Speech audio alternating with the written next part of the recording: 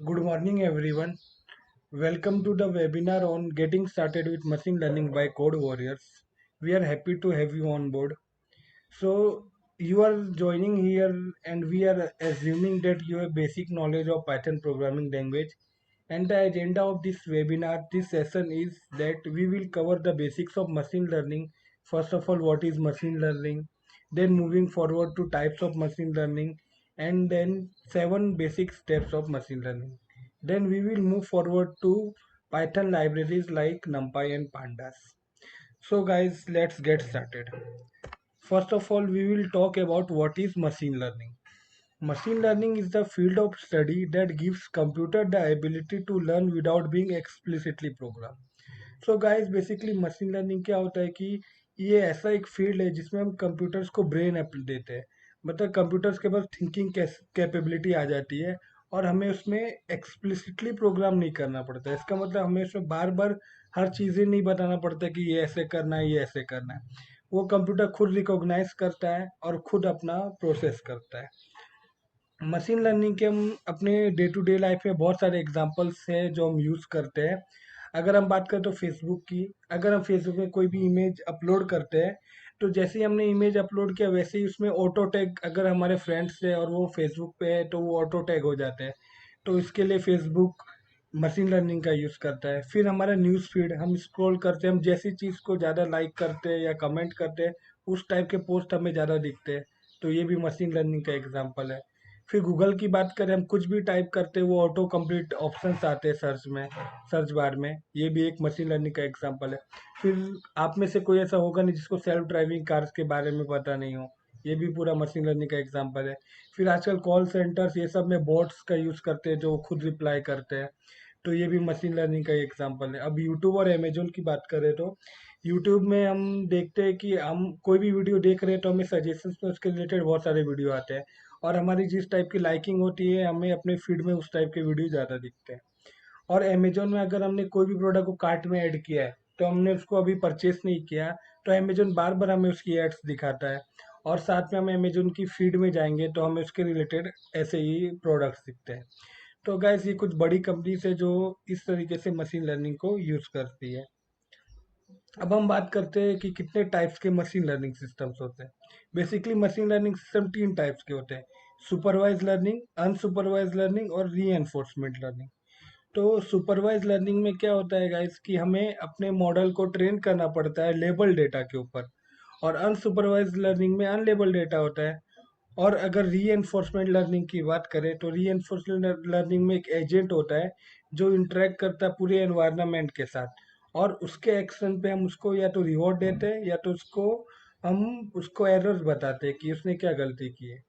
तो अगर मैं एग्जांपल्स की बात करूं तो अगर सुपरवाइज लर्निंग की बात करूं कि फॉर एग्जांपल हमें हमें एक ऐसा मॉडल बनाना है कि जो इमेज में डिटेक्ट करे उसमें लेक है या नहीं है।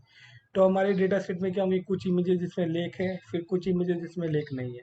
तो जब हमने सुपरवाइज लर्निंग से हमारे मॉडल को ट्रेन किया तो उससे क्या होगा कि जो हमें आउटपुट आएगा उसमें हमें लेबल आएंगे कि फॉर एग्जांपल यस इस इमेज में लेक है, या नो इस इमेज में लेक नहीं है। But if you talk about unsupervised learning, there is no such label present. It will only form two clusters. It will maybe using some pixel value or some orientation, and it will form two cluster. One cluster will consisting of images which contain lake, and another cluster will be containing of images which do not have lake. So the basic difference between supervised learning and unsupervised learning is that supervised learning uses labels in training data and predict the labels, while unsupervised learning does not use the label. अब रीएनफोर्समेंट learning की बात करें तो अगर समझो कोई हमें कोई एक आइलैंड में ऐसा छोड़ दिया है, अब हमें वहाँ पे खुद सरवाइव करना है, तो हम जैसे कोई स्टेप एक लेता है, अगर वो स्टेप सही होता है तो हमें क्या उसकी रिवॉर्ड मिलता है, मतलब हमने कुछ नया डिस्कवर किया। और अगर हमने जो स्टेप गलत कुछ लिया तो उसके हमें एरर्स मिलते हैं, तो इसका मतलब कि हम वो स्टेप वापस नहीं लेंगे। तो ये ऐसा करके ये पूरा रीएनफोर्समेंट लर्निंग से कोई भी एजेंट होता है वो सीखता है, खुद सीखता है एरर्स और एक्शंस के थ्रू। तो गाइस ये थी कुछ बेसिक टर्म्स जो हम मशीन लर्निंग में यूज़ करते हैं। अब बात करते हैं मशीन लर्निंग प्रोसेस में कौन कौन से स्टेप्स आते हैं। तो ये 7 स्टेप्स जो है ये मशीन लर्निंग प्रोसेस के पार्ट है। सबसे पहला स्टेप होता है डेटा कलेक्शन। तो डेटा कलेक्शन, अगर हमें मशीन लर्निंग के साथ वर्क करना है तो सबसे इम्पोर्टेंट होता है डेटा। तो डेटा हमें बहुत सारे ओपन सोर्सेज से मिल जाता है, या हम और भी गिटहब पे और भी बहुत जगह से हम डेटा ले सकते हैं। अब डेटा हमें ऐसा लेना है कि जिसमें एरर्स कम हो, मतलब कंसिस्टेंट डेटा हो। अब सेकंड फेज आता है उसका, डेटा प्रोसेसिंग एंड प्रिपरेशन। हमने जो डेटा कलेक्ट किया उसमें बहुत सारी एम्प्टी रोज होती है, बहुत सारे एरर्स होते हैं, तो उसको हमें प्री प्रोसेस करना पड़ता है और हमारे डेटा को प्रिपेयर करना पड़ता है कि हम उसे अपने मशीन लर्निंग मॉडल में फीड कर सकें। थर्ड स्टेप आता है guys feature engineering. Feature engineering मतलब होता है कि जैसे हमारे डेटा सेट में 7 फीचर्स है।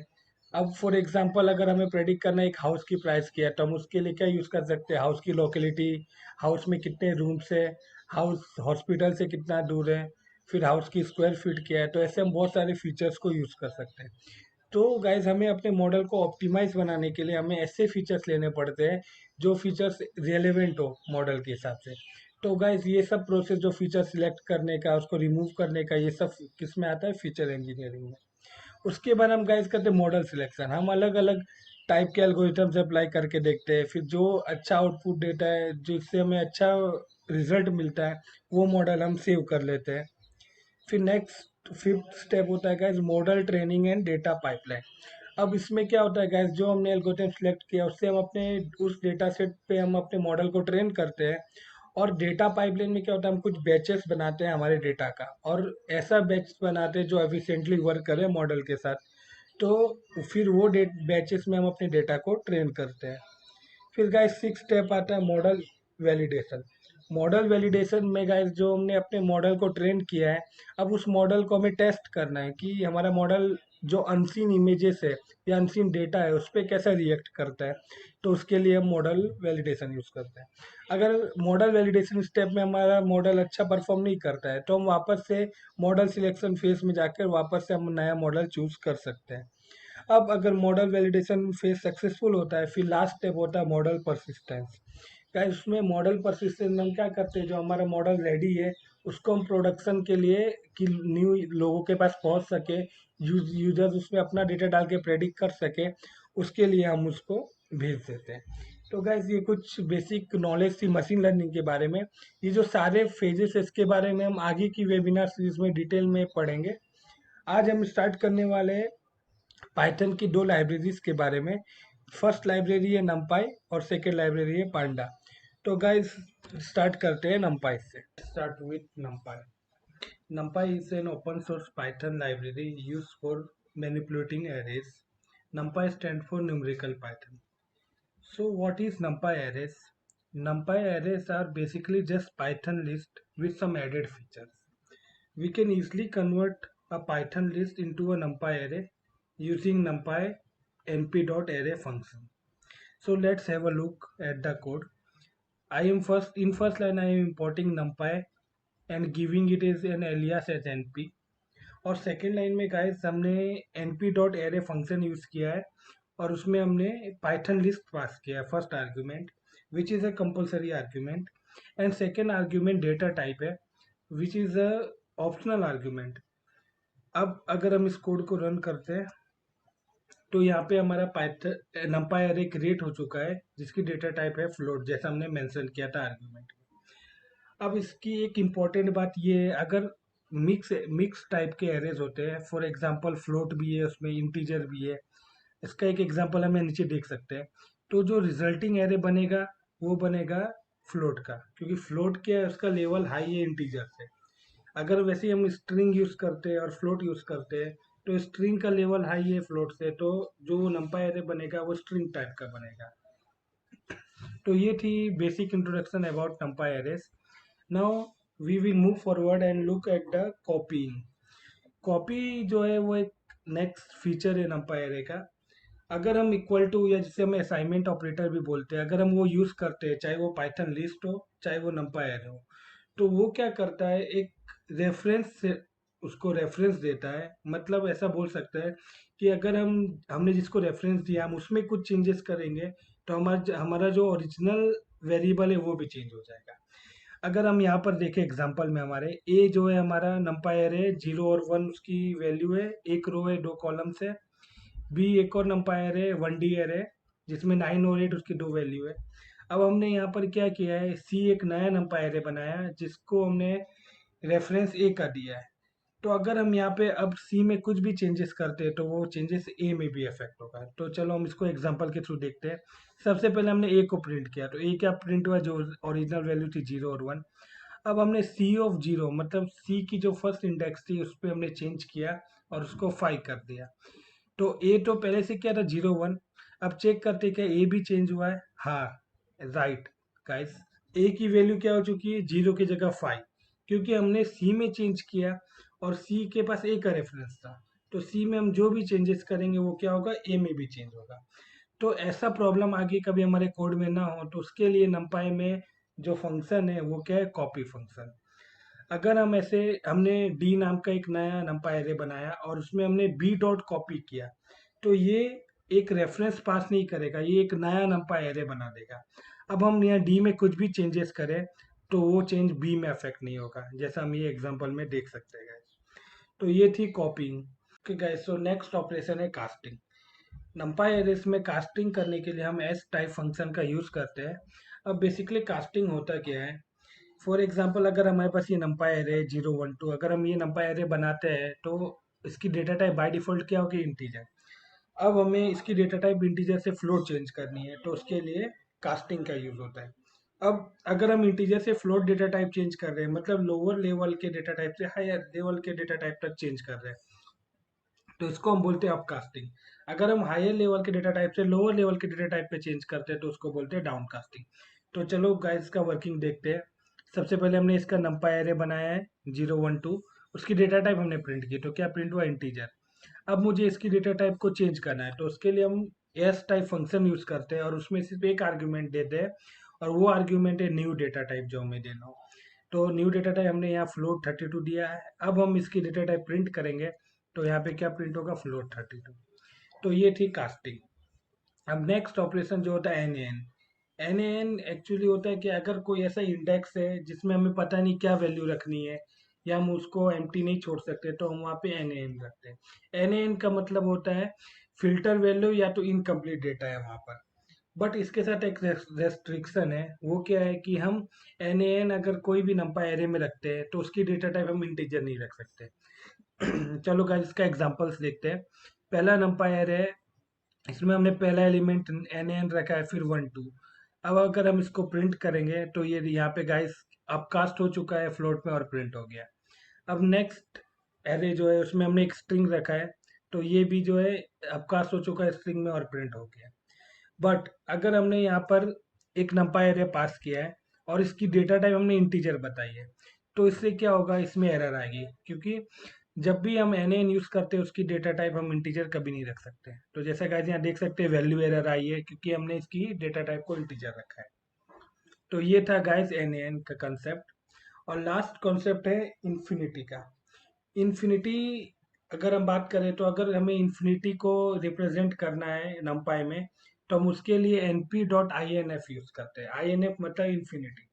अब इन्फिनिटी दो टाइप की हो सकती है, या तो पॉजिटिव या तो नेगेटिव। तो अगर हमें नेगेटिव यूज करना है उसके लिए हमें आगे माइनस साइन लगाना पड़ेगा। तो अब ये कोड को देखते हैं। अब इन्फिनिटी वैल्यू हमें पता है जितनी भी इंटीजर वैल्यू सबसे बड़ी होती है, तो अगर हम यहाँ पे प्रिंट करेंगे np.inf ग्रेटर देन जो भी ये नंबर है, तो उससे हमेशा ग्रेटर होगी, तो ये ट्रू। अब नेक्स्ट हमने एक नंपा एरे बनाया है और उसको अगर हम प्रिंट कर रहे हैं तो यहाँ पे हमने एक पॉजिटिव इन्फिनिटी पास की है, और सेम नंपा एरे नीचे हमने बनाया है, इसमें हमने नेगेटिव इन्फिनिटी पास की है। जैसा एन एन में था कि हम उसकी डेटा टाइप को इंटीजर नहीं रख सकते, वैसे ही इन्फिनिटी में भी हम उसकी डेटा टाइप को इंटीजर नहीं रख सकते। जैसे लास्ट एग्जांपल है, इसमें हमने इन्फिनिटी और थ्री दो एलिमेंट्स रखे हैं और उसकी डेटा टाइप को आईएनटी रखा है। तो इससे क्या होगा, ये एक वैल्यू ओवरफ्लो एरर पास करेगा, क्योंकि हम कोई भी इन्फिनिटी एलिमेंट हो कोई भी नंपाई एरे में, तो हम उसकी डेटा टाइप को इंटीजर नहीं रख सकते। ओके गाइस, अब नंपाई के सेकंड पार्ट में हम इसे कुछ ऑपरेशंस देखेंगे। सबसे पहला ऑपरेशन है रेंज डेटा। अब जैसे फॉर लूप हम रन करते हैं तो उसमें हम रेंज पास करके हम इटरेट करवा सकते हैं रेंज ऑफ नंबर्स पे, वैसे ही नंपाई एरे पे हम ऐसा करवा सकते हैं। अब अगर हमें 5 6 एलिमेंट बनाना हो तो वो हम हार्ड कोडिंग करके बना सकते हैं। बट अगर 100 या 1000 ऑफ वैल्यू में numpy एरे में डालना हो तो हम वो कैसे डालेंगे? उसके लिए जो फंक्शन आता है numpy में उसको बोलते हैं arange फंक्शन। अब एग्जांपल्स देखते हैं। इसके ना बेसिकली 3 आर्ग्यूमेंट होते हैं। पहला होता है स्टार्ट, फिर होता है स्टॉप और लास्ट होता है स्टेप। अगर हम सिर्फ एक आर्ग्यूमेंट पास करते हैं तो वो होता है एंड आर्ग्यूमेंट। अगर हमने यहाँ np डॉट अरेंज 5 दिया है तो ये स्टार्ट करेगा 0 से, और 5 इसमें एक्सक्लूसिव होता है, उसको इंक्लूड नहीं करता है। तो अगर हम इसको प्रिंट करते तो क्या प्रिंट होगा? 0 1 2 3 और 4। वैसे अगर यहाँ पे हमने 5.1 पास किया है तो ये यहाँ पे हमने फ्लोट पास किया है तो ये जो numpy एरे बनेगा वो फ्लोट टाइप का बनेगा। लेकिन ये भी स्टार्ट 0 से ही हुआ क्योंकि हमने इसमें स्टार्टिंग पोजीशन नहीं दी है। तो ये हुआ 0 1 2 3 4 और 5, क्योंकि ये एक्सक्लूसिव होता है इसके लिए। अब यहाँ पर हमने स्टार्टिंग और एंडिंग पोजीशन दोनों दी है, -1 to 4। तो 4 यहाँ पे क्या एक्सक्लूसिव होगा, तो यहाँ पे क्या प्रिंट होगा? -1 0 1 2 और 3। और लास्ट जो हमने बनाया इसमें हमने तीनों आर्ग्यूमेंट दिए। फर्स्ट है स्टार्टिंग -1.5, सेकेंड है एंडिंग 4 जो कि एक्सक्लूसिव होता है, और लास्ट क्या है? स्टेप 2। तो -1.5 से 2 स्टेप्स लेंगे। जैसे -1.5 प्लस 2 करेंगे तो क्या होगा? 0.5। 0.5 प्लस 2 करेंगे तो क्या होगा? 2.5। अब इसके आगे हम 2 प्लस करते हैं तो वो क्या होगा? रेंज के बाहर जाएगा, इसके लिए वो नेक्स्ट एलिमेंट नहीं आएगा। अब नेक्स्ट क्या है, हम एरेंज जैसा सेम लिन स्पेस भी आता है numpy में। लिन स्पेस में जो सेकंड एंड आर्ग्यूमेंट होता है वो क्या होता है? इंक्लूसिव होता है। और साथ में हम इसमें नम आर्ग्यूमेंट दे सकते हैं जिससे हम उसको बता सकते हैं कि हमें इतने ही एलिमेंट चाहिए। अगर हमने यहाँ नम इक्वल टू 4 दिया है तो ये टोटल 4 एलिमेंट ही लेगा। 5 इसका स्टार्टिंग पॉइंट होगा, 11 इसका एंडिंग पॉइंट होगा, और टोटल 4 एलिमेंट होंगे। तो हम यहाँ देख सकते हैं 5 7 9 और 11। तो ये जो एरे बना है वो ऐसा बना है। सेकंड एग्जांपल देखते हैं, इसमें सेम टू सेम है बट एक हमने न्यू आर्ग्यूमेंट क्या यूज किया? And point. तो एंड पॉइंट आर्ग्यूमेंट क्या होता है? बाय डिफॉल्ट ये ट्रू होता है। अगर हम इसको फॉल्स सेट करते हैं तो उससे ये जो लास्ट एंड पॉइंट है वो एक्सक्लूसिव हो जाएगा। तो इसका मतलब 5 to 11 है बट 11 इसमें इंक्लूडेड नहीं रहेगा। तो जब ये एरे अब हम क्रिएट करेंगे तो इसमें क्या आएगा? 5 6.5 8 और 9.5, क्योंकि 11 इसमें इंक्लूड नहीं है। अब लास्ट हम एग्जांपल देखते हैं। इसमें स्टार्टिंग एंड पॉइंट सेम है, नम सेम है। अब हमने इसमें डेटा टाइप बता दिया है, तो डेटा टाइप अगर हमें इंटीजर बताया है तो ये क्या होगा? इंटीजर टाइप का एरे बनाएगा। तो ये था गाइस, फर्स्ट था रेंज डेटा और लिन स्पेस। इससे हम कैसे कुछ रेंज के वैल्यूज का हम एरे बना सकते हैं। अब अगर हमारे पास कोई एरे है उसको हमें उसके शेप को चेंज करना है। फॉर एग्जांपल जैसे हमारे पास एक एरे है जिसका शेप है 4 4,3। तो 4,3 मतलब क्या हुआ? टोटल 12 एलिमेंट्स होंगे उसमें। अब 12 एलिमेंट्स होंगे तो हम उसको 3,4 में रिसेप कर सकते हैं, 6,2 में कर सकते हैं, 2,6 में कर सकते हैं। बट 4,4 में हम उसको रिसेप नहीं कर सकते, क्योंकि रोज और कॉलम मल्टीप्लाई करने के बाद सेम वैल्यू आनी चाहिए तो ये हम उसको रिसेप कर सकते हैं। तो हम उसके कुछ एग्जांपल्स देखते हैं। जैसे हमने एक np डॉट अरेंज जो हमने ऊपर अभी सीखा उसको यूज करके 8 यहाँ लिखा है, तो एरे किसका बनेगा? 0 to 7 का। अब हमने उस एरे को रिसेप किया है। रिसेप में 2 आर्ग्यूमेंट देते हैं। फर्स्ट आर्ग्यूमेंट होता है एरे का नाम, और दूसरा आर्ग्यूमेंट उसका शेप। तो हमने यहाँ एरे का नाम दिया ए डबल आर, जिसमें एक वेक्टर था 0 to 7 एलिमेंट का। अब हमने उसमें क्या बता दिया? 2,4। इसका मतलब 2 रोज होंगे और 4 कॉलम्स होंगे। तो जो न्यू रिसेप एरे बनेगा वो हम यहाँ पर देख सकते हैं कैसा बना है। इसमें 2 रोज है और 4 कॉलम्स है। अब अब उसके बाद हमने उसका शेप प्रिंट करवाया, तो शेप भी हम यहाँ 2,4 देख सकते हैं क्लियरली। अब रिसेप एरे में यहाँ हम नया आर्ग्यूमेंट हमने पास किया है -1,2,2। तो इससे क्या होता है? जब भी हम -1 आर्ग्यूमेंट पास करते हैं तो वो जो उस पोजीशन पे जो शेप आना चाहिए, जो वैल्यू आनी चाहिए, वो उसको खुद कैलकुलेट करता है। जैसे अब 8 एलिमेंट्स का है तो हमें पता है कि तीनों का मल्टीपल 8 होना चाहिए तो ही वो रिसेप होगा। तो हमने यहाँ फर्स्ट आर्ग्यूमेंट -1 पास किया, फिर 2 किया, फिर 2 किया, तो 2 2 जा 4। और यहाँ पे -1 की जगह ऑटोमेटिकली क्या उसकी जगह आ जाएगा? वो आएगा 2। तो ही ये जाकर रिसेप होगा। तो अगर हमें ऐसा पता नहीं हो कि यहाँ पे क्या वैल्यू डालना चाहिए तो हम उस जगह -1 डाल सकते हैं। वो कंपाइलर ऑटोमेटिकली कैलकुलेट कर लेता है वो वैल्यू। तो जैसे हमने यहाँ किया तो ये 3D एरे बनेगा, और इसकी शेप क्या होगी? 2 2 2 इसका आउटपुट हम यहाँ देख सकते हैं, और ये रहा नीचे। तो ये थी गाइस रिसेपिंग रिसेपिंग की बात। अब हमें कोई भी अगर डायमेंशन का एरे दिया हुआ है और हमें उसे फ्लैटन करना है, फ्लैटन मतलब हमें उसको वेक्टर में फॉर्म करना है, तो उसके लिए जो आर्ग्यूमेंट आता है एरे डॉट फ्लैटन, मतलब यहाँ पे एरे का नाम और फ्लैटन वो मेथड कॉल कराना है। अब ये कॉल कराने से क्या होगा, वो एरे 1D में कन्वर्ट हो जाएगा। जैसे एग्जांपल देखते हैं, पहले हमारा एरे क्या था, 2D एरे था, 2,4 का एरे। फिर हमने एरे डॉट फ्लेटन लगाया। एरे डॉट फ्लेटन क्या होता है, वो रिटर्न करता है वो जो एरे रिसेव होके आता है। तो हमने उसको फ्लेटन नाम के वेरिएबल में सेव करा लिया और उसको प्रिंट कराया। तो हमने प्रिंट कराया, अब हम यहाँ पे देख सकते हैं कि ये पूरा एक वेक्टर बन गया है और इसका शेप भी हम यहाँ पर देख सकते हैं 8 को। तो ये थी गाइस रीशेपिंग और फ्लैटन। अब एक है ट्रांसपोजिंग। ट्रांसपोजिंग आप सबको पता ही होगा कि जिसमें हम क्या करते हैं, रोज को कॉलम में ट्रांसपोज करते हैं और कॉलम को रोज में, वाइस वर्सा। अब उसके लिए जो फंक्शन आता है np डॉट ट्रांसपोज, जो है ये फंक्शन numpy प्रोवाइड करता है हमें। अब इसका भी एक एग्जांपल देखते हैं। यहाँ हमने एक numpy एरे बनाया है, उसका सेव रिसेव करके 4,2 मतलब 4 रोज और 2 कॉलम। अब अगर हम इसको ट्रांसपोज करते हैं तो इसमें क्या है, np डॉट ट्रांसपोज, और हम आर्ग्यूमेंट में पास करते हैं एरे का नाम। तो जो एरे बन गया है वो ट्रांसपोज वेरिएबल में सेव हो जाएगा। अब हम उसको यहाँ प्रिंट करा के देख सकते हैं गाइस। जैसा आउटपुट में आपको दिख रहा है कि पहले 4x2 का एरे था, फिर हमने जब उसको ट्रांसपोज किया तो उस रोज और कॉलम क्या हो चुके, एक्सचेंज हो सके।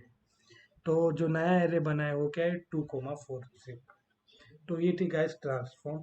अब एक जो लास्ट जो इसका फंक्शन है, जीरोज और वंस का, ये बहुत काम आता है गाइस हमें जब हम डील करते हैं डमी डेटा के साथ। और इसके लिए हम कैसे क्रिएट कर सकते हैं, यहाँ हमने जैसा कोड में देख सकते हैं, पहला किया हमने np डॉट जीरोस, ये फंक्शन है जीरोस, और इसमें 4 पास किया है।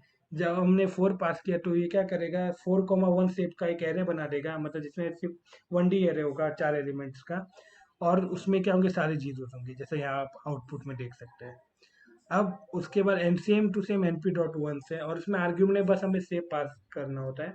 हमने यहाँ क्या सेव पास किया, 2,3, तो 2 रोज और 3 कॉलम्स का एक वंस का एरे बन जाएगा। अब उसमें हम एक ऑप्शनल आर्ग्यूमेंट है डेटा टाइप, वो भी हम प्रोवाइड कर सकते हैं। जो np डॉट वन से इसमें हमने सिर्फ 2,3 दिया, उसका डेटा टाइप हमने इंटीजर बताया। तो जब हम इसको प्रिंट करेंगे तो ये क्या है, इंटीजर डेटा टाइप में प्रिंट होगा। तो गाइज ये कुछ ऑपरेशन थे जो हम numpy एरे के साथ परफॉर्म कर सकते हैं। ये हमें जब हम डेटा प्री प्रोसेसिंग करते हैं मशीन लर्निंग में, तब हमें ये बहुत काम आते हैं। नेक्स्ट हम देखते हैं कुछ ऑपरेशंस एरिथमेटिक हो या नॉन लीनियर ऑपरेशंस हो, वो हम कैसे numpy एरे पर यूज़ कर सकते हैं। अब हम numpy एरे की बात करें तो उसमें रो और कॉलम वाइज एलिमेंट्स होते हैं। अब हमें कोई भी ऑपरेशन करना हो सारे एलिमेंट्स पे, तो उसके लिए numpy हमें बहुत सारे अरिथमेटिक ऑपरेटर्स प्रोवाइड करता है। जैसे पहला एग्जांपल हम देखते हैं, हमने numpy एरे एक बनाया 1 2 3 4 4 एलिमेंट्स का, जिसमें 2 रोज है और 2 कॉलम्स है। अब हम अगर यहाँ पर एरे प्लस 1 करते हैं तो ये क्या होगा, 1 जो है वो सारे एलिमेंट्स में ऐड हो जाएगा। हम इसका आउटपुट यहाँ पे हम क्लियरली देख सकते हैं, 2 3 4 5 इसका आउटपुट आया।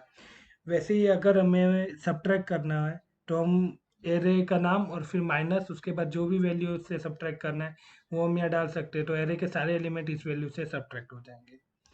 अब वैसे अगर हमें कुछ मल्टीप्लाई करना है तो वैसे इसे मल्टीप्लाई और वो नंबर, फिर डिवाइड करना है तो उसके लिए ये इंटीजर डिवीजन भी हम सारे एलिमेंट्स में कर सकते हैं, पावर कर सकते हैं, स्क्वायर कर सकते हैं, स्क्वायर रूट भी कर सकते हैं। तो अब चलिए इन सब का आउटपुट देखते हैं। अगर हमने यहाँ -1.2 किया तो सारे आउटपुट ये रहे। फिर मल्टीप्लाई 2 का ये रहा, डिवाइड 2, इंटीजर डिवीजन और स्क्वायर रूट। तो ऐसे हम गाइस अपने numpy एरे में हर एलिमेंट के साथ ऑपरेशन कर सकते हैं। इसके लिए हमें कोई लूपिंग ये सब की जरूरत नहीं पड़ती, जैसे हम पाइथन लिस्ट या बाकी में करते थे।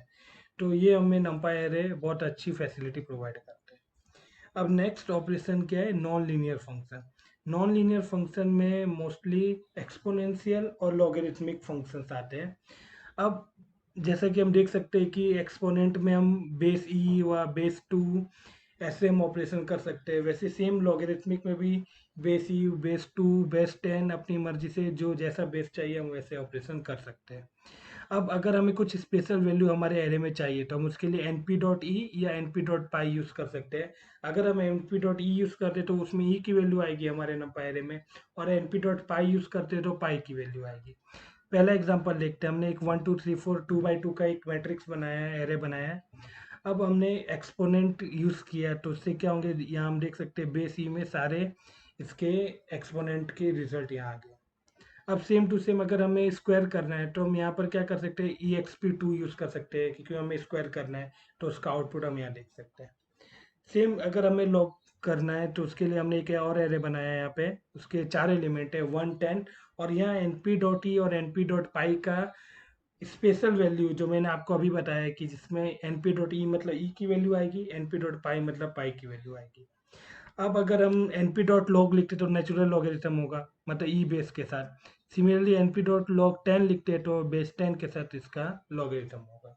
तो ऐसे हम कुछ नॉन लीनियर फंक्शंस और एरिथमेटिक फंक्शंस हम हमारे नंपाई एरे के साथ कर सकते हैं। सबसे लास्ट और सबसे मोस्ट जो यूज होता है वो है मैट्रिक्स मल्टीप्लिकेशन। मैट्रिक्स मल्टीप्लिकेशन जो हम मैथ में भी करते थे, जिसको हम डॉट या तो क्रॉस प्रोडक्ट बोलते थे, और जिसमें क्रॉस प्रोडक्ट जो था वो सबसे इंपॉर्टेंट होता था। अब इसमें हम एग्जांपल्स देखते हैं। अगर हम 1D एरे बनाते हैं और डॉट मेटमल फंक्शन यूज करते हैं तो उससे क्या होगा, डॉट प्रोडक्ट परफॉर्म होगा। क्योंकि 1D एरे का हम क्रॉस प्रोडक्ट नहीं कर सकते। 1D एरे मतलब जो वेक्टर होता है उसका डॉट प्रोडक्ट होता है। तो जैसे 1 2 3 है, -3 0 और 10 है। अब हमने इसको मेटमल किया तो ये डॉट प्रोडक्ट 1 × -3, फिर 2 × 0, फिर +3 × 10, ये कैलकुलेट होकर आंसर आया 27। अब हमने दो और एरे बनाए। अब गाइस आपको पहले ये पता होगा कि अगर हमें क्रॉस प्रोडक्ट करना है तो उसके लिए क्या कंडीशन होती है। उसके लिए हमारा जो पहला मैट्रिक्स है उसका जो सेकंड डायमेंशन होता है, और जो दूसरा मैट्रिक्स है उसका जो फर्स्ट डायमेंशन होता है, वो दोनों सेम होना चाहिए। अगर ये हो, ये प्री रिक्विजिट है हमें क्रॉस मल्टीप्लिकेशन के लिए। अगर ये नहीं होता है तो फिर हमारा क्रॉस मल्टीप्लिकेशन नहीं हो सकता। तो हम उसके लिए एग्जांपल लिखते हैं। पहला हमारा जो एरे है उसकी साइज क्या है, 3 × 2 है, और दूसरा जो एरे है उसकी साइज है 2 × 3। तो फर्स्ट एरे का जो सेकेंड डायमेंशन है 2, और सेकेंड एरे का फर्स्ट डायमेंशन है 3, सॉरी 2, तो वो दोनों सेम है। तो इसके लिए हम यहाँ पे क्रॉस प्रोडक्ट कर सकते हैं।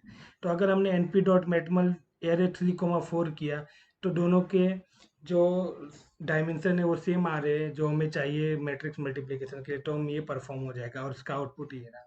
अगर हम 4 3 करते तो भी हमें जो चाहिए वो हमें मिल रहा है और इसका प्रोडक्ट आ रहा है। बट अगर हम यहाँ एरे 3 करते तो एरे 3 का हमें डायमेंशन देखा वो क्या था, 3 × 2, और एरे 3 को वापस एरे 3 से मल्टीप्लाई करें तो 3 × 2। तो यहाँ 2 और 3 जो मिसमैच हो रहा है, तो उसके लिए यहाँ पर हम मैट्रिक्स मल्टीप्लिकेशन में वैल्यू एरर आ रही है। तो हमें जब भी ये पास करते हैं हम एरे, तो हमें इसका ध्यान रखना है कि जो फर्स्ट एरे है उसका सेकंड डायमेंशन और जो सेकंड एरे है उसका फर्स्ट डायमेंशन मैच होना चाहिए, नहीं तो हमें एरर ऐसी मिलेगी। तो गाइस ये थे कुछ मल्टीप्लिकेशंस और ये ऑपरेशंस। अगर आपको कुछ भी क्वेरी आए जितना भी हमने अभी तक डंपाई में किया, तो एंड में आप सेशन में पूछ सकते हैं, या तो आप कमेंट भी कर सकते हैं हमारे वीडियो में। हमारे जो कोऑर्डिनेटर्स है वो आपको आपके लाइव चैट पे या कमेंट पे आपको जरूर रिप्लाई देंगे। ठीक है गाइस, तो अब मैं हैंड ओवर करना चाहूँगा दूसरे स्पीकर को जो मेरे आगे से कंटिन्यू करेंगे। Thank you guys, hear me signing off. Hi everyone, my name is Anup Moore and I will be continuing this Python NumPy tutorial from here. So as you all know that Python has its own random module which is used for random number generation, but since we are learning NumPy here, so NumPy has its own submodule which was that is pseudo random number generation called as np.random. So start करते हैं random number integers का। जैसे कि आप इस code में देख सकते हैं, सबसे पहले हमने इंपोर्ट किया है numpy जिसका हमने एक एलियासिंग किया है numpy as n। अब सबसे पहले प्रिंट स्टेटमेंट को देखते हैं जिसमें हमने लिखा है np.random.rand int, 5। इसमें जो rand int है वो इंटीजर्स नंबर्स के लिए हमने यूज़ किया है। अब इसमें हमने जो 5 डाला है वो इसका रिक्वायर्ड आर्ग्यूमेंट है। अब इसमें जो 5 है वो इस जो रैंडम नंबर्स की जो रेंज है उसकी अपर बाउंड को रिप्रेजेंट करता है, और ये जो अपर बाउंड होता है वो इसका एक्सक्लूसिव होता है जो हमारी रेंज में इंक्लूड नहीं होता है, और बाय डिफ़ॉल्ट 0 इसका लोअर बाउंड होता है और वो एक उस रेंज के अंदर इंक्लूसिव होता है। तो अब मैं आपको इसका, जैसे आप अभी इसका आउटपुट देख रहे हैं 4 है, फिर भी मैं एक बार आपको वापस से रन करके बताता हूँ। तो जो आपके आउटपुट है वो सब चेंज हो जाएंगे अभी। ये देखिए चेंज हो गए। तो ये एक रैंडम नंबर्स है। जैसे ही अब आप जैसे तीसरे प्रिंट स्टेटमेंट में देख सकते हैं जिसमें हमने 5 कॉमा हाई इक्वल टू 6 दिया है। अब इसमें जो 5 है वो हमारा लोअर बाउंड रिप्रेजेंट करेगा, और हाई है जो जिसमें हमने 6 डाला है वो हमारा अपर बाउंड रिप्रेजेंट करेगा। अब जो हमारा अपर बाउंड है वो एक्सक्लूसिव होगा और जो 5 है हमारा लोअर बाउंड वो इंक्लूसिव होगा। तो जैसे आप इसका आउटपुट देख सकते हैं इसका 5 आ रहा है, क्योंकि 5 और 6 में 5 इंटीजर नंबर है तो 5 ही आंसर आएगा। जैसे अब एक और है रैंडम अंडरस्कोर ARR, जो हमने एक वेरिएबल बनाया है जिसमें हमने वापस से np dot random dot randint का यूज़ किया है। अब इसमें हमने -3 को लोअर बाउंड रखा है और हाई इक्वल टू हमने 14 रखा है और इसका साइज हमने 2x2 दिया है। ये साइज जो पैरामीटर है वो हमारी एरे की साइज रिप्रेजेंट करता है। तो जैसे हमने इसको प्रिंट किया है तो हमारा एरे आ रहा है जिसका साइज 2x2 है और जो इनकी वैल्यूज है वो -3 से 14 के बीच की है। और अगर आपको इसमें और भी कुछ डाउट है तो आप ये एक्सप्लेनेशन भी देख सकते हैं, रिफर कर सकते हैं। अब हमारे टॉपिक नंबर बी पे आते हैं जो है यूटिलिटी फंक्शंस। यूटिलिटी फंक्शंस भी np डॉट रैंडम मॉड्यूल का ही एक पार्ट है जिसके अंदर हम आज दो फंक्शंस सीखेंगे, np dot random dot seed and np dot random dot सफल। सबसे पहले np dot random dot seed के बारे में जानते हैं। जो हमारा np dot random dot seed function है उसका उसका मेन यूज़ वही है कि जब भी हम रैंडम नंबर फंक्शन का यूज़ करते हैं जैसे np dot random dot rand int का, तो हमारा जो आउटपुट है अगर वो हमें हर बार सेम चाहिए तो उसके लिए हमें हर बार रैंडम डॉट सीड की वैल्यू सेम रखनी पड़ेगी। जैसे हम हमारे कोड में देखते हैं np dot random dot seed, जिसके अंदर हमने वैल्यू 1 दी है, ये कोई भी एक इंटीजर वैल्यू होती है। उसके बाद में हमने प्रिंट में लिखा है np dot random dot rand in 10। तो अब जब हम इसका आउटपुट देखते हैं तो ये आ रहा है 5। और जब हमारी सीड वैल्यू अभी 1 है फिर हमने उसके साथ ही एक वेरिएबल बनाया है जिसमें हमने वही वापस से रैंडमली यूज़ किया है, जिसका लोअर बाउंड है 3, अपर बाउंड है 100, साइज है 2x2, जिसको हमने प्रिंट किया है तो हमारा आंसर आता है ये 2x2 मैट्रिक्स। अब हम जो सीड की वैल्यू है वो चेंज करते हैं, हमने 2 किया और फिर से हम वही प्रिंट करते हैं जो हमने ऊपर किया था, बट इस बार हमारा जो आउटपुट है वो चेंज हुआ है। बट अगर हम फिर से जो हमारी प्रीवियस सीड थी, जो सीड हमारी 1 थी, अगर वो हम यूज़ करें और फिर से अगर हम ये प्रिंट स्टेटमेंट्स को प्रिंट करेंगे तो जो हमारा पहला आउटपुट था वही हमारा अभी आया है। तो सीड का यही काम है कि जब भी हमें सेम आइडेंटिकल रैंडम नंबर्स का आउटपुट चाहिए तब हमें सीड की वैल्यू सेम रखनी पड़ेगी। अब जो दूसरा फंक्शन है हमारा np dot random dot shuffle, उसके बारे में देखते हैं। जो शफल फंक्शन है वो जो हमारी एरेज होती है उनका जो फर्स्ट डिमेंशन होता है सिर्फ उसी को शफल करता है। जैसे अगर हमारी 1D एरे हुई तो वो तो 1 डिमेंशनली है तो उसमें तो सिर्फ रो होगी, तो सिर्फ रो को शफल करेगा। वही अगर हमारा 2 डिमेंशनल होता है तो उसमें रोज और कॉलम दोनों होते हैं, बट जो हमारा फर्स्ट डिमेंशन होता है मैट्रिक्स का वो हमेशा रोज होते हैं, तो इसमें रोज का शफलिंग होता है। जैसे हम इस कोड में देखते हैं, इसमें एक वेरिएबल है vec equal to np dot array, जिसमें हमने ये एक एरे बनाया है। फिर इसमें np dot random dot shuffle और वो वेरिएबल हमने इसमें पास किया एज आर्ग्यूमेंट, फिर उसको हमने प्रिंट किया। तो जो हमारा आउटपुट है वो एक सफल्ड आउटपुट आया है जो हमारा इनपुट था उससे अलग। फिर हमने वापस से एक बार और शफल फंक्शन का यूज़ किया और उसको प्रिंट किया तो फिर से हमारा आउटपुट चेंज हुआ। वही अब हम अगर एक मैट्रिक्स नाम का वेरिएबल बनाते हैं और जिसके अंदर हम 3 रोज 3 कॉलम पास करते हैं और अगर उसको हम सफल के साथ उसके सफल आर्ग्यूमेंट में डालते हैं, सफल के आर्ग्यूमेंट में, तो फिर हमारा जो आउटपुट है वो आप देख सकते हैं कि जो हमारी रोज है वो शफल हो गई है। जो फर्स्ट रो थी वो हमारी लास्ट हो गई है, जो सेकंड थी वो फर्स्ट हो गई। तो ये होता है np dot random dot shuffle का काम। चलो अब पार्ट सी पे आते हैं जो है डिस्ट्रीब्यूशन। डिस्ट्रीब्यूशन में हम जैसे हमारे प्रोबेबिलिटी डिस्ट्रीब्यूशन होता है जिसकी रेंज 0 to 1 होती है, वैसे ही हम हमारे रैंडम नंबर्स का भी डिस्ट्रीब्यूशन यूनिफॉर्मली कर सकते हैं 0 to 1 के लिए, जिसके लिए हम यूज़ करते हैं np dot random dot uniform function. तो हमारे कोड में हम देखते हैं जो पहला प्रिंट स्टेटमेंट है जिसमें हमने लिखा है np dot random dot uniform और उसके आर्ग्यूमेंट में हमने कुछ भी पास नहीं किया है। इसका मतलब ये है कि जो यूनिफॉर्म जो है उसके अंदर पहले से ही डिफ़ॉल्ट वैल्यू है लोअर और अपर बाउंड की। जो लोअर बाउंड की वैल्यू है वो है 0.0 एंड जो अपर बाउंड की वैल्यू है वो है 1.0, जो कि वो एक्सक्लूसिव है। अब जैसे कि प्रोबेबिलिटी में हमारी जो रेंज होती है वो 0 to 1 होती है, सेम यूनिफॉर्म में भी वही है 0 to 1 की रेंज में। तो जैसे ही हम इसको प्रिंट करेंगे तो हमारा आउटपुट आएगा ये 0 to 1 की रेंज का कोई भी एक रियल नंबर।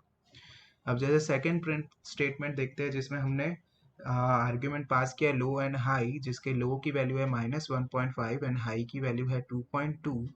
तो जिसमें हमने अब डिफ़ॉल्ट को हटा के हमारा खुद का इसमें लोअर बाउंड और अपर बाउंड मेंशन किया है, तो जो हमारा आउटपुट है वो इसी रेंज में आया है। अब जो तीसरा प्रिंट स्टेटमेंट है जिसमें हमने अपर बाउंड और लोअर बाउंड को मेंशन नहीं किया है बट सिर्फ साइज को मेंशन किया है, जो भी हमने सिर्फ सिंगल दिया है उसका मतलब वैल्यू साइज इक्वल टू 3। इसका मतलब जब हम इसे प्रिंट करेंगे तो एक एरे बनेगा जिसमें एक रो होगी और जिसके अंदर 3 वैल्यूज होगी और जिसकी रेंज होगी 0 to 1 के बीच में। सेम जो हमारा फोर्थ प्रिंट स्टेटमेंट है जिसमें हमने लोअर बाउंड और अपर बाउंड भी मेंशन किया है, साथ में साइज भी मेंशन की है, और जो कि एक 2 डायमेंशनल मैट्रिक्स है 2 क्रॉस 2। तो जो उसका आउटपुट आप देख सकते हैं, इसमें ये -3.4 और 5.9 की रेंज के बीच के नंबर्स हैं। तो यही हमारा काम है फंक्शन रैंडम डॉट यूनिफॉर्म का। अब आते हैं कस्टम सैम्पलिंग, जो हमारा पार्ट डी है। कस्टम सैम्पलिंग में क्या होता है कि जैसे हमने कोई एक एरे बना दिया, जैसे इस कोड में देख सकते हैं आप, कलर्स नाम का, जिसके हमने कोई भी रैंडम कलर्स डाल दिए। अगर हमें इनमें से चूज करना है कौन सा कलर आना चाहिए रैंडमली, तो उसके लिए हम np.random.choice फंक्शन का यूज़ करते हैं, जिसके अंदर जो रिक्वायर्ड आर्ग्यूमेंट है वो है एक लिस्ट ऑफ कलर्स का या लिस्ट ऑफ ऑब्जेक्ट्स, जो भी आप यूज़ करना चाहें वो।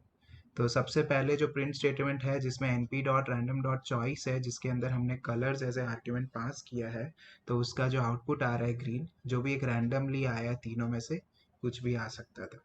जो हमारा सेकंड प्रिंट स्टेटमेंट है जिसमें हमने जो आर्ग्यूमेंट्स पास किए हैं वो कलर्स किया है, साथ में साइज इक्वल्स टू 2 किया है। तो अब इसमें क्या होगा, एक एरे आएगी जिसकी साइज होगी 2, मतलब जिसके अंदर एक रो होगी और उसके अंदर 2 वैल्यूज होंगी, तो वो रैंडमली आएंगी। तो जैसे आप आउटपुट देख सकते हैं, ब्लू और रेड जो रैंडम वैल्यूज आएगी।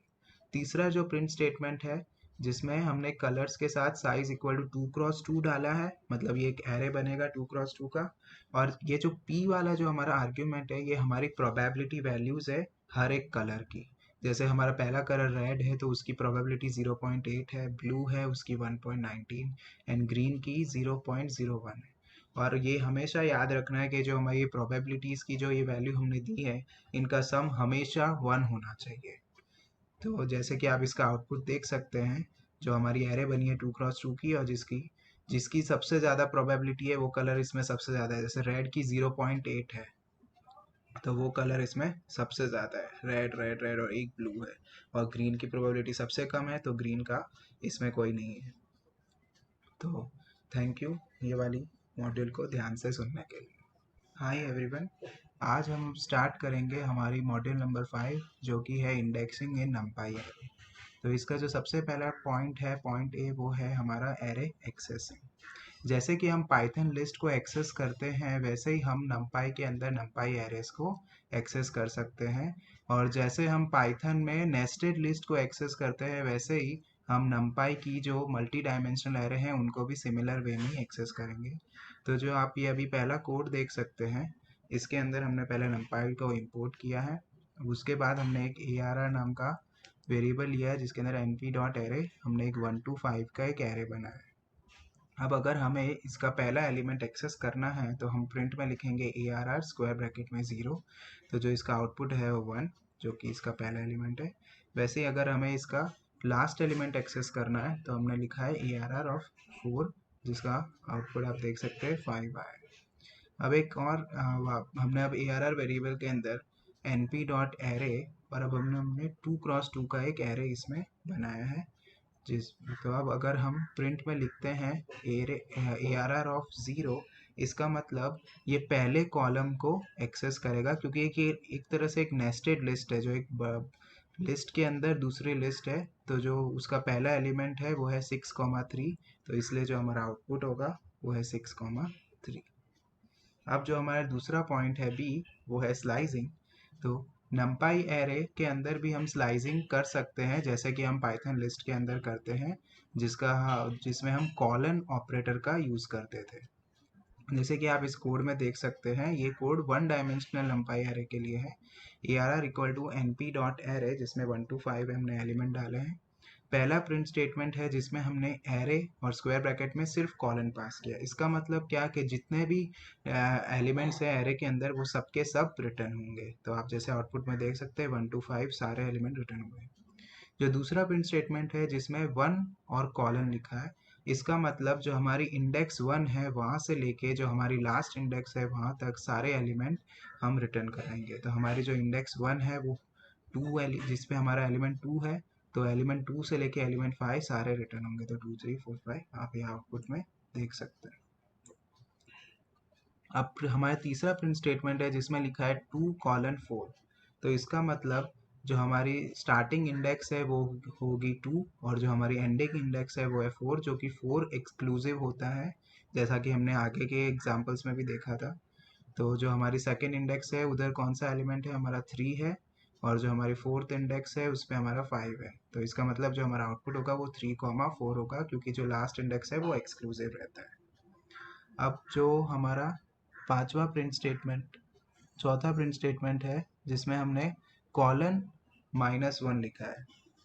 इसका मतलब -1 जो होता है वो हमारा लास्ट एलिमेंट को इंडिकेट करता है। जो हमारे पाइथन की लिस्ट है उसमें हम नेगेटिव इंडेक्सिंग भी सपोर्ट करती है, जो हमारे लिस्ट को बैकवर्ड से भी एक्सेस कर सकते हैं, तो वैसा ही सेम नंपाई एरेज में भी कर सकते हैं। तो इसलिए हमारे स्टार्टिंग से लेके जो लास्ट एलिमेंट है वहाँ तक के, पर लास्ट एलिमेंट इसमें इंक्लूड नहीं होगा, इसलिए आंसर इसका 1 2 3 4 है। और जो लास्ट प्रिंट स्टेटमेंट है उसमें -2 कॉलन किया है। इसका मतलब जो हमारा लास्ट सेकेंड एलिमेंट है वहाँ से लेके जितने भी एलिमेंट वो सब प्रिंट होंगे, तो इसलिए हमारा जो आंसर है वो 4,5 है। अब ये हुआ 1 डायमेंशनल का। अब हम देखते हैं 2 डायमेंशनल नंपाई एरेज को कैसे एक्सेस करते हैं। तो ये हमने एक ARR वेरिएबल में np.array करके 3x3 का मैट्रिक्स जैसा हमने बनाया है। अब इसका पहला प्रिंट स्टेटमेंट ARR कॉलन है, जिसका मतलब पूरी एक एरे जो हमारी 3x3 की 3 पूरी प्रिंट होगी। फिर जो दूसरा प्रिंट है उसमें 1 कॉलन है। इसका मतलब जो हमारा ये 1 है वो हमारी फर्स्ट रो को इंडिकेट करता है। तो जो मतलब सॉरी, फर्स्ट नहीं, सेकंड रो को इंडिकेट करता है। तो मतलब सेकंड रो से लेके जो जितनी भी रोज है वो सब प्रिंट होगी। तो जो हमारा आउटपुट है वो फर्स्ट सेकंड रो है और लास्ट थर्ड रो है। अब आते हैं तीसरे प्रिंट स्टेटमेंट है जिसमें कॉलन कॉमा -1 है। इसका मतलब जो हमारी कॉलन है वो मतलब हम सारी रोज लेंगे, और -1 मतलब लास्ट कॉलम, मतलब सारी रोज की जो लास्ट कॉलम की जो वैल्यूज है वो प्रिंट होगी, जैसे 369, तो वो हमारा आंसर क्या 369। अब आते हैं फोर्थ प्रिंट स्टेटमेंट में जिसमें कॉलन कॉमा 1 कॉलन है। इसका मतलब सारी रोज और जो कॉलम है वो हम फर्स्ट इंडेक्स से लेके लास्ट तक, इसका मतलब सारी रोज लेंगे और सेकंड थर्ड कॉलम लेंगे। तो सारी रोज आ गई जिसके सेकंड थर्ड कॉलम की वैल्यूज है। फिर आते हैं पांचवें प्रिंट स्टेटमेंट जिसमें 0:1। इसका मतलब हम 0th रो लेंगे, कॉमा 1 कॉलम लिया है, मतलब 0th रो लेंगे और सेकंड और थर्ड कॉलम की वैल्यूज होंगी, तो इसलिए 2,3 इसका आंसर।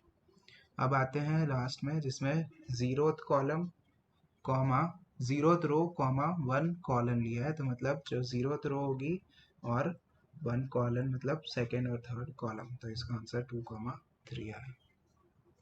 अब आते हैं हमारे पॉइंट सी पे, आर्ग मिन एंड आर्ग मैक्स। तो जब भी हम कोई भी मैट्रिसेस या 1D एरे का कभी भी हम स्लाइसिंग करते हैं, तो अगर हमें उनके मिनिमम और मैक्सिमम एलिमेंट के बारे में पता रहता है तो हमें उससे थोड़ी मदद मिलती है हमारे आगे के कोड में। तो ये आर्ग मिन और आर्ग मैक्स हमारे जो मिनिमम और मैक्सिमम एलिमेंट्स हैं उनके इंडेक्स रिटर्न करते हैं। तो जैसे एक कोड में आप देख सकते हैं, सबसे पहले एक ARR नाम के वेरिएबल में हमने 3x3 का मैट्रिक्स बनाया है। अब हम प्रिंट स्टेटमेंट में np.argmin और ARR ऑफ 0 करते हैं। अब ये जो 0 है वो हमारी फर्स्ट कॉलम को, फर्स्ट रो को रिप्रेजेंट कर रहा है, सॉरी। तो जो फर्स्ट रो है उसमें जो सबसे छोटा एलिमेंट है वो है -3 और उसकी इंडेक्स है 2। तो जो यहाँ पे हमारे प्रिंट स्टेटमेंट का आंसर है 2। सेकेंड प्रिंट स्टेटमेंट में लिखा है arg max ARR 2। 2 मतलब हमारी लास्ट रो जिसके अंदर जो मैक्सिमम जो हमारा एलिमेंट है वो है 9 और उसकी जो इंडेक्स है वो है 1, तो जो आंसर आया है 1। और जो तीसरा प्रिंट स्टेटमेंट जिसमें आर्ग मेन ARR किया है, जिसमें हमने पूरी मैट्रिक्स पास कर दी है, तो इस पूरी मैट्रिक्स का जो सबसे छोटा एलिमेंट है वो इसकी इंडेक्स रिटर्न होगी। तो इसमें -6 है, वो सबसे छोटा है और उसकी इंडेक्स है 5, क्योंकि जब हम इस 3x3 एरे को अगर हम फ्लैट करेंगे तो जो हमारा -6 है उसकी जो इंडेक्स होगी वो 5 आएगी, जैसे -2 की 0, फिर यहाँ से 1 2 3 4 एंड 5, इसलिए -6 की इंडेक्स 5 आएगी। जैसे कि आप अभी एक दूसरा कोड भी देख सकते हैं। इस कोड में हम एक्सेस के बारे में जानेंगे, जो कि इसका एक ऑप्शनल आर्ग्यूमेंट है। इस कोड में सबसे पहले हमने ARR वेरिएबल के अंदर np.array नाम की एक 3x3 का एरे बनाया है। बट इसमें यही फ़र्क है कि इसमें हम एरे के साथ साथ एक्सेस भी पास कर रहे हैं। अब जैसे हमने np.argmin में ARR वेरिएबल के साथ एक्सेस इक्वल टू 0 पास किया है, इसका मतलब ये है कि इस मैट्रिक्स में हर कॉलम का जो सबसे, अगर ये आर्गमिन है तो उसके हिसाब से हर कॉलम का जो सबसे छोटा एलिमेंट होगा ये उसकी इंडेक्स को रिटर्न करेगा। तो जैसे कि आप देख सकते हैं हमारा आउटपुट, जैसे फर्स्ट कॉलम लेते हैं, इसमें जो हमारा सबसे छोटा एलिमेंट है वो -3 जिसकी इंडेक्स है 2, तो हमारा आंसर है 2। सेकेंड कॉलम में जो सबसे छोटा एलिमेंट है वो है -1, तो जिसका इंडेक्स है 0, तो हमारा आउटपुट में है 0। और जो थर्ड कॉलम है उसका सबसे छोटा एलिमेंट है -6 जिसकी इंडेक्स है 1, तो हमारा आउटपुट है 1। अब सेकंड प्रिंट स्टेटमेंट में np.argmin है जिसके अंदर ARR के साथ हमने एक्सेस इक्वल टू 1 पास किया है। इसका मतलब ये कि जितनी भी हमारी रोज है उन रोज का जो सबसे छोटा एलिमेंट है उसकी इंडेक्स हम रिटर्न करेंगे। तो जो फर्स्ट रो है जिसके अंदर सबसे छोटा एलिमेंट है -3, जो इसकी इंडेक्स है 2, तो हमारा आंसर है 2। सेकेंड रो में जो सबसे छोटा एलिमेंट है वो है -6, तो उसका इंडेक्स है 2, तो हमारे आंसर में है 2। थर्ड जो रो है उसका सबसे छोटा एलिमेंट है -3 जिसकी इंडेक्स है 0, तो ये रहा हमारे आंसर में 0। अब जो थर्ड प्रिंट स्टेटमेंट है जिसमें हमने एक्सेस इक्वल टू -1 रखा है, अब इधर -1 का मतलब होता है जो हमारे मैट्रिक्स मल्टी डायमेंशनल मैट्रिक्स है उनका जो सबसे लास्ट डिमेंशन होता है वो। अब 2 डायमेंशनल जो मैट्रिक्स होती है उसमें फर्स्ट डिमेंशन होता है 0 एंड लास्ट डिमेंशन होता है 1। इसका मतलब जो हमारी एक्सेस इक्वल टू -1 है वो हमारे एक्सेस इक्वल टू 1 के इक्वल है। सो तीसरे प्रिंट स्टेटमेंट में जो np.argmax है जिसके अंदर ARR के साथ एक्सेस इक्वल टू -1 पास किया है, तो अब इसमें हम हर रो में जो सबसे बड़ा एलिमेंट होगा उसकी इंडेक्स रिटर्न करेंगे। तो जैसे फर्स्ट रो है जिसमें सबसे बड़ा एलिमेंट है -1 जिसकी इंडेक्स है 1, तो हमारा आंसर है 1। सेकेंड रो में जो सबसे बड़ा एलिमेंट है वो है 5, उसकी जो इंडेक्स है वो 1, ये रहा, आप देख सकते हो आउटपुट में 1। जो तीसरी रो है उसका सबसे बड़ा एलिमेंट है 9, तो उसका आंसर, उसकी इंडेक्स है 1, तो ये रहा हमारा answer. So thank you for listening this numpy tutorial, और अगर आपको कोई भी डाउट हो तो आप ये एक्सप्लेनेशंस भी एक बार रिफर कर सकते हैं। Now the next NumPy module is statistical operations in NumPy. In this, the first topic is analysis. Now जब भी हम कोई भी मैट्रिक्स के साथ डील करते हैं तो हमें उस मैट्रिक्स की सारी कैरेक्टरिस्टिक्स और उसके इंटरेस्टिंग ट्रेंड्स के बारे में पता होना चाहिए। जैसे कि मैट्रिक्स का जो मैक्सिमम एलिमेंट क्या है, मिनिमम एलिमेंट क्या है, जिससे क्या हमें उसकी एक रेंज पता चलती है। तो इसी के लिए NumPy ने हमें दो मेथड्स दिए हैं जिनका नाम है मीन एंड मैक्स। ये सिमिलर आर्गमिन और आर्गमैक्स की जैसे ही है, जैसे हमने पहले के जो वीडियोस थे उनमें बात की थी।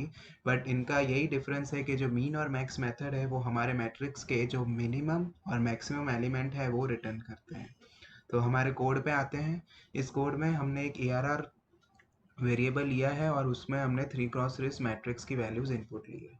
हमारा जो पहला प्रिंट स्टेटमेंट है जिसमें हमने ARR.min को कॉल किया है, इसमें हमारा जो पूरी मैट्रिक्स है उसमें जो सबसे छोटा एलिमेंट है ये उसको रिटर्न करेगा, जैसे कि यहाँ पे है -60।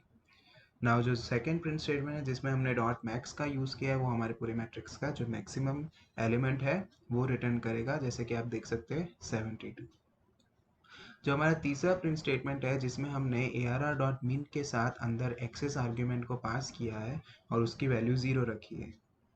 और एक्सेस इक्वल टू 0 मतलब कॉलम के रेस्पेक्ट में वो सबसे मिनिमम एलिमेंट्स रिटर्न करेगा, जैसे कि फर्स्ट कॉलम का -3, सेकंड कॉलम का -2 एंड थर्ड कॉलम का -60।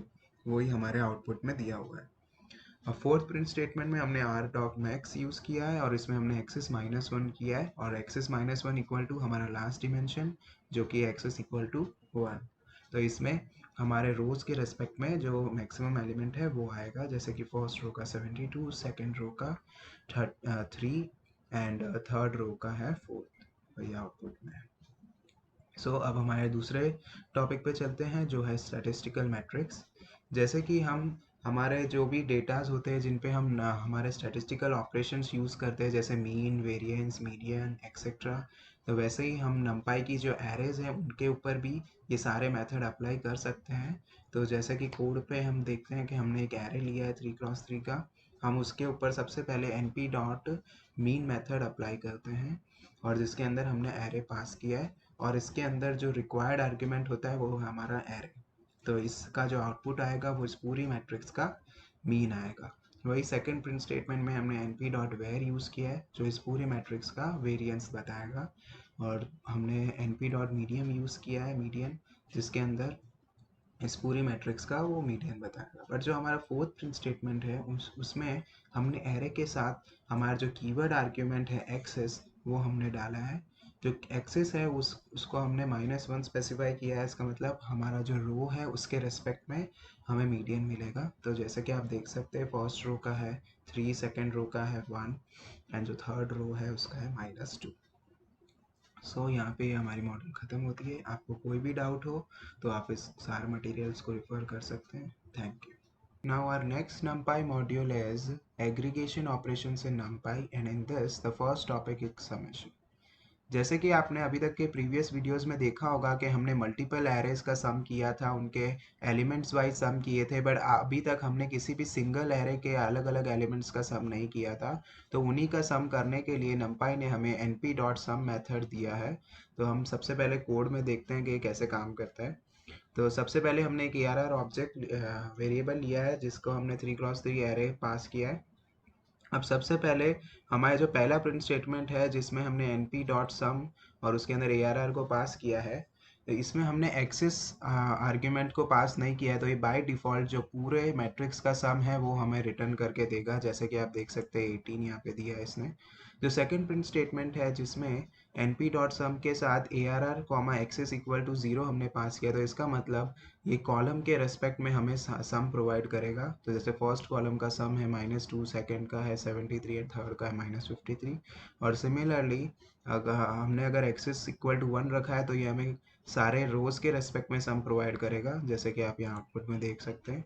और np.sum का जो रिक्वायर्ड आर्ग्यूमेंट है वो है एरे, और जो ऑप्शनल आर्ग्यूमेंट है वो है एक्सेस। अब समेशन के अंदर ही हमें एक और फंक्शन मिलता है जिसका नाम है np.comSum। ये फंक्शन हमें क्यूमुलेटिव सम प्रोवाइड करता है, और इसमें भी वही है कि इसका जो रिक्वायर्ड आर्ग्यूमेंट है वो है एक एरे और ऑप्शनल आर्ग्यूमेंट है एक्सेस। जैसे कि आप ये मैट्रिक्स देख सकते हैं जो हमने ऊपर जो कोड में देखी थी, ये वही मैट्रिक्स है। अब पहले प्रिंट स्टेटमेंट में हमने np.comSum के अंदर सिर्फ arr पास किया, हमने एक्सेस मेंशन नहीं किया है। तो ये बाय डिफ़ॉल्ट इस पूरी मैट्रिक्स को एक फ्लैटेंड लिस्ट की तरह समझेगा और उसका क्यूमुलेटिव सम प्रोवाइड करेगा, जैसा कि आप आउटपुट में देख सकते हैं। फर्स्ट 0 है, second 0 + 72 72, then 72 + 3 75 and so on till the last element. Now in second print statement आप देख सकते हैं कि ARR के साथ हमने एक्सेस इक्वल टू 0 पास किया है। तो इसका मतलब ये हमने हर कॉलम के रेस्पेक्ट में सम प्रोवाइड करेगा। जैसे कि फर्स्ट कॉलम है तो उसमें पहला एलिमेंट है 0, फिर 0 + 1 इट्स इक्वल टू 1, फिर 1 + -3 इक्वल टू -2। ऐसा ही सेकेंड और थर्ड कॉलम में भी। And similarly when axis is equal to 1 it will give our sum with respect to each and every rows. Now the second topic is concatenation. Now concatenation, अब concatenation में क्या होगा कि हमारे पास multiple जो multi dimensional arrays होगी हम उनको एक सिंगल एरे में कन्वर्ट कर पाएंगे, और इसके लिए जो हमारे पास मेथड है उसका नाम है np.concatenate। इसका कोड देखते हैं। यहाँ पे हमारे पास दो एरेज दिए हुए हैं, arr1 एंड arr2, दोनों 3x3 है। तो इसमें जो पहला प्रिंट स्टेटमेंट है उसमें आप देख सकते हैं np.concatenate के अंदर हमने एक लिस्ट ऑफ एरे पास किया है। तो जो np.concatenate होता है इसके अंदर जो रिक्वायर्ड आर्ग्यूमेंट है वो है लिस्ट ऑफ एरेज, और इसमें जो एक्सेस है वो ऑप्शनल है। बट बाय डिफ़ॉल्ट अगर आप एक्सेस आर्ग्यूमेंट को मेंशन नहीं करते हैं तो वो एक्सेस इक्वल टू 0 लेता है। तो इसीलिए जो हमारा पहला प्रिंट स्टेटमेंट है उसमें जो दोनों एरे को जो कंबाइन किया है इसने वर्टिकली किया है विथ रेस्पेक्ट टू कॉलम। सो आप देख सकते हैं जो ऊपर की पहली जो 3 रोज है वो ARR1 की है, और जो नीचे की 3 रोज है वो ARR2 की है। अब सेकंड प्रिंट स्टेटमेंट देखते हैं जिसके अंदर हमने एक्सेस इक्वल टू 1 मेंशन किया है। तो उसमें आप देख सकते हैं जो पहले 3 कॉलम है वो ARR1 के हैं, और जो नेक्स्ट लास्ट 3 कॉलम्स है वो ARR2 के। अब जो हमारा थर्ड प्रिंट स्टेटमेंट है जिसमें हमने एक्सेस इक्वल टू 1 ही रखा है, बट हमने जो ऑर्डर है एरेस का वो चेंज कर दिया है। मतलब पहले हमने ARR2 रखा है उसके बाद ARR1 रखा है। तो जो पहले 3 रो कॉलम्स है वो ARR2 के हैं, और जो लास्ट के 3 हैं वो 1 के हैं। सो यही सारे numpy के मॉड्यूल्स ख़त्म होते हैं। आपको कोई भी डाउट हो तो आप ये मटेरियल्स को रेफर कर सकते हैं और हमें डाउट पूछ सकते हैं। Thank you. Hey guys, my name is Nehal. I welcome you all to the Pandas segment. Before we begin, if you have any doubts, do leave them in the live chat. Our team members will be there to help you out. Let's get started. Pandas is an open source library that is used for analyzing and manipulating the dataset. It is fast, powerful and very easy to use. It is built on top of NumPy and hence provide many high-level tools. Without NumPy, Pandas cannot function. To use Pandas, we need to know about its two high-level data structure, that is series and data frame. Series is a one-dimensional data structure which is similar to one we have C language. And data frame is a two-dimensional data structure which is similar to the table and SQL. So we can create a series through pd.series constructor. Here initially we are not passing any argument. Now second में हम क्या कर रहे हैं, integer पास कर रहे हैं as a data, तो ये इसका डेटा टाइप इंटीजर हो जाएगा और इंडेक्स आएगा 0। थर्ड में हम क्या कर रहे हैं, डेटा एज अ लिस्ट पास कर रहे हैं जिसमें 0 इंडेक्स पे वैल्यू है 1, फर्स्ट इंडेक्स पे वैल्यू है 2 और सेकेंड इंडेक्स पे वैल्यू है 3। और ये तीनों वैल्यू जो है वो इंटीजर में है, इसलिए इसका डेटा टाइप भी इंटीजर होगा। अब थर्ड में हम क्या कर रहे हैं, लिस्ट में एक वैल्यू जो है वो इंटीजर है बट जो दूसरी वैल्यू है वो फ्लोट है, तो हमारी जो ऑब्जेक्ट है सीरीज की वो अपकास्ट हो जाएगी फ्लोट टाइप में। ये रहा उसका आउटपुट, डेटा टाइप फ्लोट में कन्वर्ट हो गया।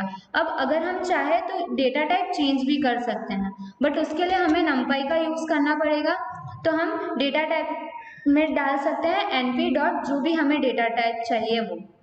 अब हम क्या कर रहे हैं, एक लिस्ट में नेस्टेड लिस्ट पास कर रहे हैं जिसमें हमारी 0 पे होगी फर्स्ट लिस्ट 1,2 और 1 पे होगी इंडेक्स 1 पे होगी सेकेंड लिस्ट 3,4, तो इसका डेटा टाइप हो जाएगा ऑब्जेक्ट। अब अगर हम अलग से इंडेक्स स्पेसिफाई करना चाहते हैं तो उसके लिए हम कीवर्ड इंडेक्स यूज कर सकते हैं और उसकी वैल्यूज एक लिस्ट में पास कर सकते हैं। तो अब इसमें क्या होगा, हमारा फर्स्ट इंडेक्स हो जाएगा a जिसपे वैल्यू होगी 1, सेकेंड इंडेक्स होगा b जिसपे वैल्यू होगी 2, थर्ड इंडेक्स c जिसकी वैल्यू होगी 3। वैसे ही हम कोई भी इंडेक्स वैल्यू पास कर सकते हैं। अब तीसरा क्या है, हम डिक्शनरी के फॉर्म में भी डेटा इनपुट दे सकते हैं, तो इसमें क्या होगा, हम की और वैल्यू पैर साथ में दे देंगे, तो उसमें फर्स्ट a जो होगा इंडेक्स उसकी वैल्यू 1, वैसे b इंडेक्स उसकी वैल्यू 2, c इंडेक्स उसकी वैल्यू 3।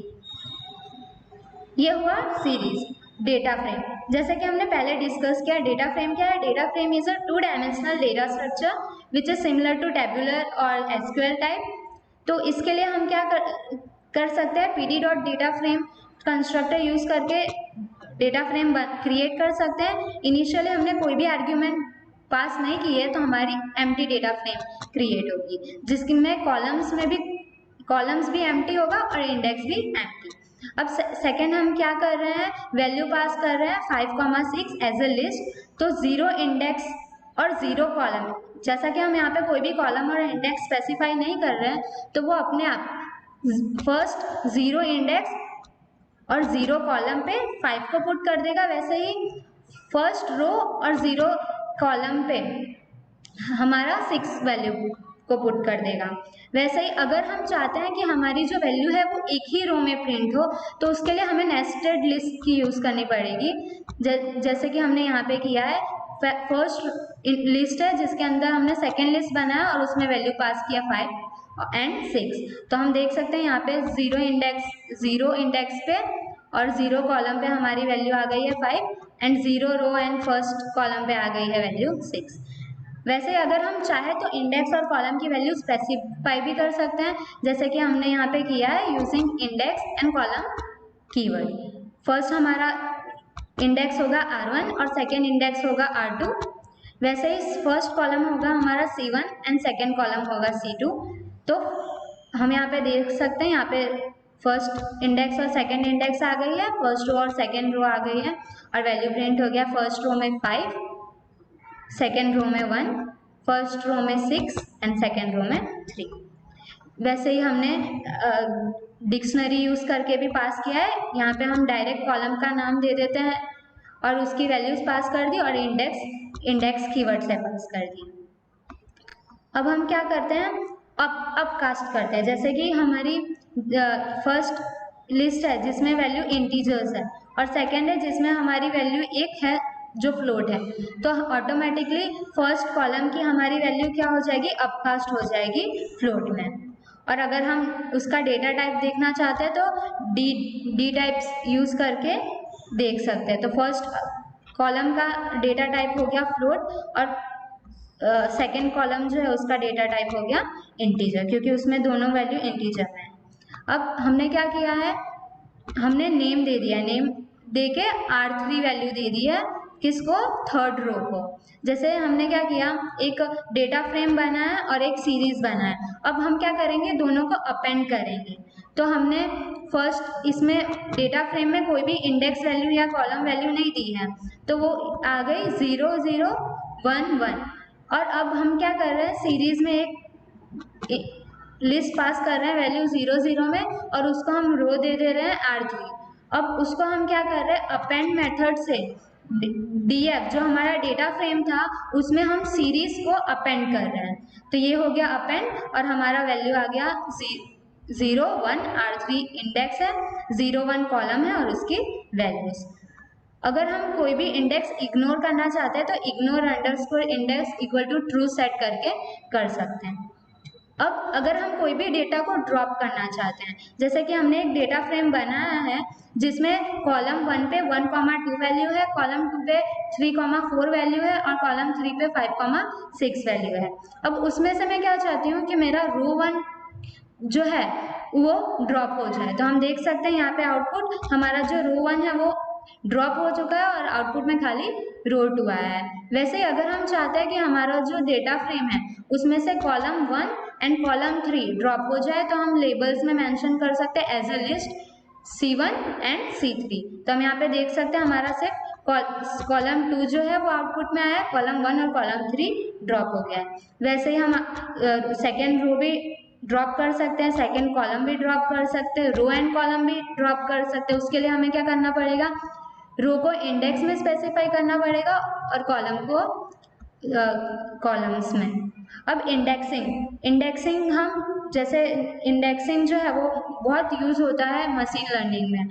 हम कोई भी अपना डेटा सेट इंपोर्ट करते हैं तो उसको हमें डिवाइड करना पड़ता है एक्स में और वाई में, तो उसके लिए हम इंडेक्सिंग यूज करते हैं। अब यहाँ पे हमने क्या किया है, एक डेटा फ्रेम बनाया है जिसमें हम इंडेक्स पास कर रहे हैं R1 R2 और फिर कॉलम 1 को प्रिंट कर दे रहे हैं। और वैसे ही कॉलम 2 को भी रो कॉलम हम यहाँ पे हमने कॉलम 1 यूज़ किया है, यहाँ पे भी हमने कॉलम 1 यूज़ किया है और यहाँ पे हमने सेकेंड कॉलम और थर्ड कॉलम यूज़ किया है। तो हम देख सकते हैं यहाँ पे नेम जो है कॉलम 1 का है और उसकी वैल्यूज प्रिंट हो गई है। यहाँ पे भी कॉलम 1 है और यहाँ पे हमने सेकेंड कॉलम और थर्ड कॉलम प्रिंट करा है, तो यहाँ पे सेकेंड और थर्ड कॉलम आ गया है। और दूसरी इंडेक्सिंग मेथड क्या है, iLog करके, जो नॉर्मली हम मशीन लर्निंग में यूज करते हैं हमारी वैल्यू स्पेसिफाई करने के लिए कि इस इंडेक्स से लेके इस इंडेक्स तक की वैल्यू हमारी कोई भी एक ऑब्जेक्ट में होनी चाहिए। तो हमने पहले एक ऑब्जेक्ट बना लिया डेटा फ्रेम का जिसमें हमने कॉलम 1 कॉलम 2 कॉलम 3 की वैल्यू स्पेसिफाई कर दी और उसको इंडेक्स दे दिया R1 R2 एंड R3। अब हम क्या कर रहे हैं, पहले तो हमने पूरा डेटा फ्रेम हमारा प्रिंट करवा लिया, तो हम देख सकते हैं कि रो 1 और कॉलम 1 पे वैल्यू है 1, वैसे ही और सब पे है। अब उसमें हम क्या प्रिंट करवा रहे हैं, फर्स्ट लोकेशन की जो वैल्यू है वो, तो वो हमारी आ गई 2 5 8।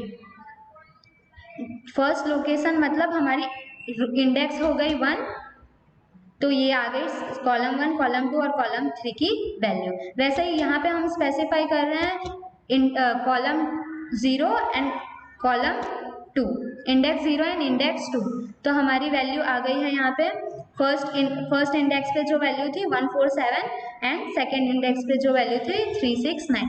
अब यहाँ पे हम क्या कर रहे हैं, फर्स्ट कॉलम को हमने फॉल्स बुलियन वेरिएबल दे दिया, सेकंड को ट्रू और थर्ड को ट्रू, तो और उसको हमने आई लॉग में डाल दिया। तो हम देख सकते हैं तो हमारा सेकंड इंडेक्स और थर्ड इंडेक्स पे जो वैल्यूज थी वो प्रिंट हुई। अब हम देखते हैं कि हमें कोई भी अगर डेटा सेट हमारे फाइल में इंपोर्ट करनी है तो वो हम कैसे करेंगे।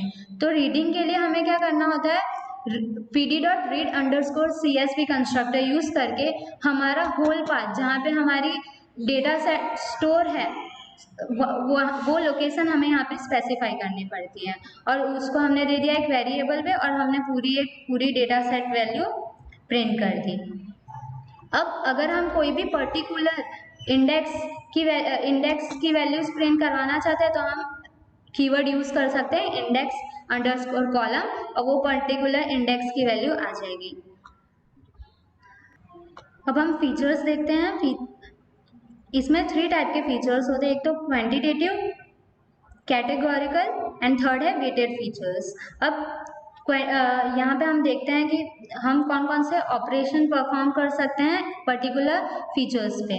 तो यहाँ पे हमने परफॉर्म किया है सम फंक्शन और परफॉर्म किया है मेन फंक्शन। अब इसमें हम एक्सेस भी स्पेसिफाई कर सकते हैं, जैसे कि मैं फर्स्ट जो डेटा फ्रेम है उसमें फर्स्ट कॉलम पे 10, 15 और 8 वैल्यू है, सेकेंड कॉलम पे 25, 27 एंड 25 वैल्यू है, थर्ड कॉलम पे 16, 15, 10 है। अब हमें सम करना है तो हम देख सकते हैं कि हमने यहाँ पे नॉर्मली इनिशियली हमने कोई भी एक्सेस नहीं दी है, तो डिफॉल्ट एक्सेस होती है 0 जो होती है रो वाइज। तो हमारी जो वैल्यूज हैं वो सम हो गई हैं फर्स्ट 10, 15 और 8, ये तीनों की हमारी फर्स्ट कॉलम की वैल्यू आ गई है। वैसे ही सेकेंड की हो गई सम और थर्ड की हो गई। अब अगर हमको एक्सेस स्पेसिफाई करते हैं तो हमने 1 एक्सेस स्पेसिफाई किया जो कॉलम के लिए यूज होता है, तो हमारा कॉलम वाइज जो होगा सम होगा, तो समेशन कॉलम वाइज होगा, मतलब फर्स्ट रो के जो तीनों कॉलम की वैल्यू है वो सम होगी। तो 51 फर्स्ट का, सेकेंड 57 एंड थर्ड 43। वैसे ही मीन हम परफॉर्म कर रहे हैं, इनिशियली हमने कोई भी एक्सेस स्पेसिफाई नहीं की है तो रो वाइज होगी एक्सेस इक्वल टू 0, और सेकेंड में हमने एक्सेस इक्वल टू 1 स्पेसिफाई किया है तो कॉलम वाइज हो जाएगा। वैसे तीसरा हम क्या कर रहे हैं, मल्टीप्लाई कर रहे हैं, वेटेड फीचर्स। तो उसमें क्या किया है हमने, हमारा डेटा फ्रेम इनिशियलाइज किया है जिसमें हमने क्या किया है, मल्टीप्लाई फंक्शन में वैल्यू स्पेसिफाई की है 2, तो जितने भी वैल्यूज है सबके साथ 2 मल्टीप्लाई हो जाएगा। तो फर्स्ट इनिशियली तो हमारा होल डेटा फ्रेम था जो हमने यहाँ पे प्रिंट किया है, सेकेंड हम प्रिंट कर रहे हैं मल्टीप्लाई बाय 2 करने के बाद। तो हम देख सकते हैं कि जितनी भी वैल्यूज थी सब में यहाँ पे 2 मल्टीप्लाई हो गया है। अब थर्ड हम क्या कर रहे हैं, मल्टीप्लाई कर रहे हैं 100, हमने लिस्ट वैल्यू पास की है 1000, 1 और एक्सेस दे दिया है 0, तो हमारा 1000 मल्टीप्लाई होगा फर्स्ट वैल्यू के साथ, मतलब फर्स्ट रो के साथ, एक्सेस 0 है इसलिए, तो ये रहा 100 हो गया, सेकेंड 250 हो गया, थर्ड 160 हो गया। वैसे हमने सेकेंड रो है उसके साथ मल्टीप्लाई किया है 1, तो सबके साथ मल्टीप्लाई हो गया 1। वैसे ही हमने यहाँ पे क्या किया है, एक्सेस इक्वल टू 1 स्पेसिफाई किया है, समेशन कर रहे हैं हम एक्सेस इक्वल टू 1 से, तो हमारा एक्सेस इक्वल टू 1 से समेशन हो गया है। तो ये था पांडास का ऑपरेशन जो मैं एक्सप्लेन कर रही थी। अब मेरे जो फ्रेंड है वो कंटिन्यू करेंगे आगे की जो पांडास के ऑपरेशन है वहाँ से। Thank you. Hello friends, my name is Gaurav Sharma and I am going to continue our tutorial about pandas library from here. तो अब हम यहाँ पे फिल्टरिंग का कॉन्सेप्ट देखेंगे। फिल्टरिंग का कॉन्सेप्ट कहाँ यूज़ होता है कि पेंडास लाइब्रेरी का यूज़ करके हम डेटा फ्रेम में से वो डेटा एक्सट्रैक्ट करें, सिर्फ वो डेटा एक्सट्रैक्ट करें जो हमारे सर्टेन कंडीशंस को फुलफिल करे, जैसे कि वो यूजर्स की डिटेल्स जिनका एज ग्रेटर देन 18 हो या तो सैलरी ग्रेटर देन 70,000 हो और समथिंग लाइक दैट। तो आफ्टर दैट अब हमको सबसे पहले फिल्टरिंग प्रोसेस करने से पहले हमको ये जानना चाहिए कि फिल्टरिंग कंडीशंस क्या होती है। फिल्टरिंग कंडीशन खाली एक सेट ऑफ रिलेशनल रूल्स होता है जो हमारी रिक्वायरमेंट होती है, जैसे कि हम उसमें ये स्पेसिफाई कर सकते हैं कि ना वो कॉलम में वैल्यू एक स्पेसिफिक वैल्यू से ज़्यादा होनी चाहिए या इक्वल होनी चाहिए, समथिंग लाइक दैट। अगर वो कॉलम एज की है तो एज उससे ज़्यादा होनी चाहिए और ऐसा ही कुछ। तो सबसे पहले हम यहाँ पे कोड में देखते हैं कि हमने पहले पांडा लाइब्रेरी इंपोर्ट की है, इंपोर्ट पांडाज एज पीडी। उसके बाद हमने एक डेटा फ्रेम बनाया है डीएफ नाम का using a dictionary as you can see here, जिसमें 4 कीज हैं, एक प्लेयर आईडी, एक ईयर आईडी, एक टीम आईडी और एक एचआर। अब हमने ये डेटा फ्रेम यहाँ पे प्रिंट किया है और as you all can see ये हमारा डेटा फ्रेम है जो हम यूज़ करने वाले हैं ना। अब इसके बाद हम सबसे पहले हमारी पहली फ़िल्टर कंडीशन बनाएंगे। अब हम हमारी पहली फ़िल्टर कंडीशन क्या बना रहे हैं, हम ये फ़िल्टर कंडीशन बना रहे हैं कि ये चेक करे कि हमारे डेटा फ्रेम में कोई भी प्लेयर आईडी cruising02 है कि नहीं है। तो अब हम वो कैसे कर सकते हैं, तो हमने यहाँ पे एक लाइन ऑफ कोड लिखा है जिसमें हमने क्या किया है कि लेफ्ट साइड में लिखा है df player ID data frame और स्क्वायर ब्रैकेट में हमने कॉलम नेम पास किया है इक्वल्स टू cruising02। अब यहाँ पे ये क्या होगा, अब डेटा फ्रेम में से हमने कॉलम स्पेसिफाई कर दिया प्लेयर आईडी, तो ये उस कॉलम के सारा डेटा रिटर्न करेगा। तो जैसे कि हमको पता है कि हमारे डेटा फ्रेम में प्लेयर आईडी कॉलम में 5 वैल्यूज़ हैं, बैट्समोवन और ये सब। तो अब ये क्या करेगा कि ये हर एक वैल्यू को एक एक करके cruising02 के साथ कंपेयर करेगा और ये चेक करेगा कि अगर वो दोनों वैल्यू सेम है कि नहीं है। अगर वो दोनों वैल्यू सेम होती है तो वो ट्रू रिटर्न करेगा, नहीं तो फॉल्स। और इस ऑपरेशन का आउटपुट हमने एक वेरिएबल में स्टोर किया है cruising02 नाम का, और फिर हमने नेक्स्ट लाइन में उसको प्रिंट कर दिया है।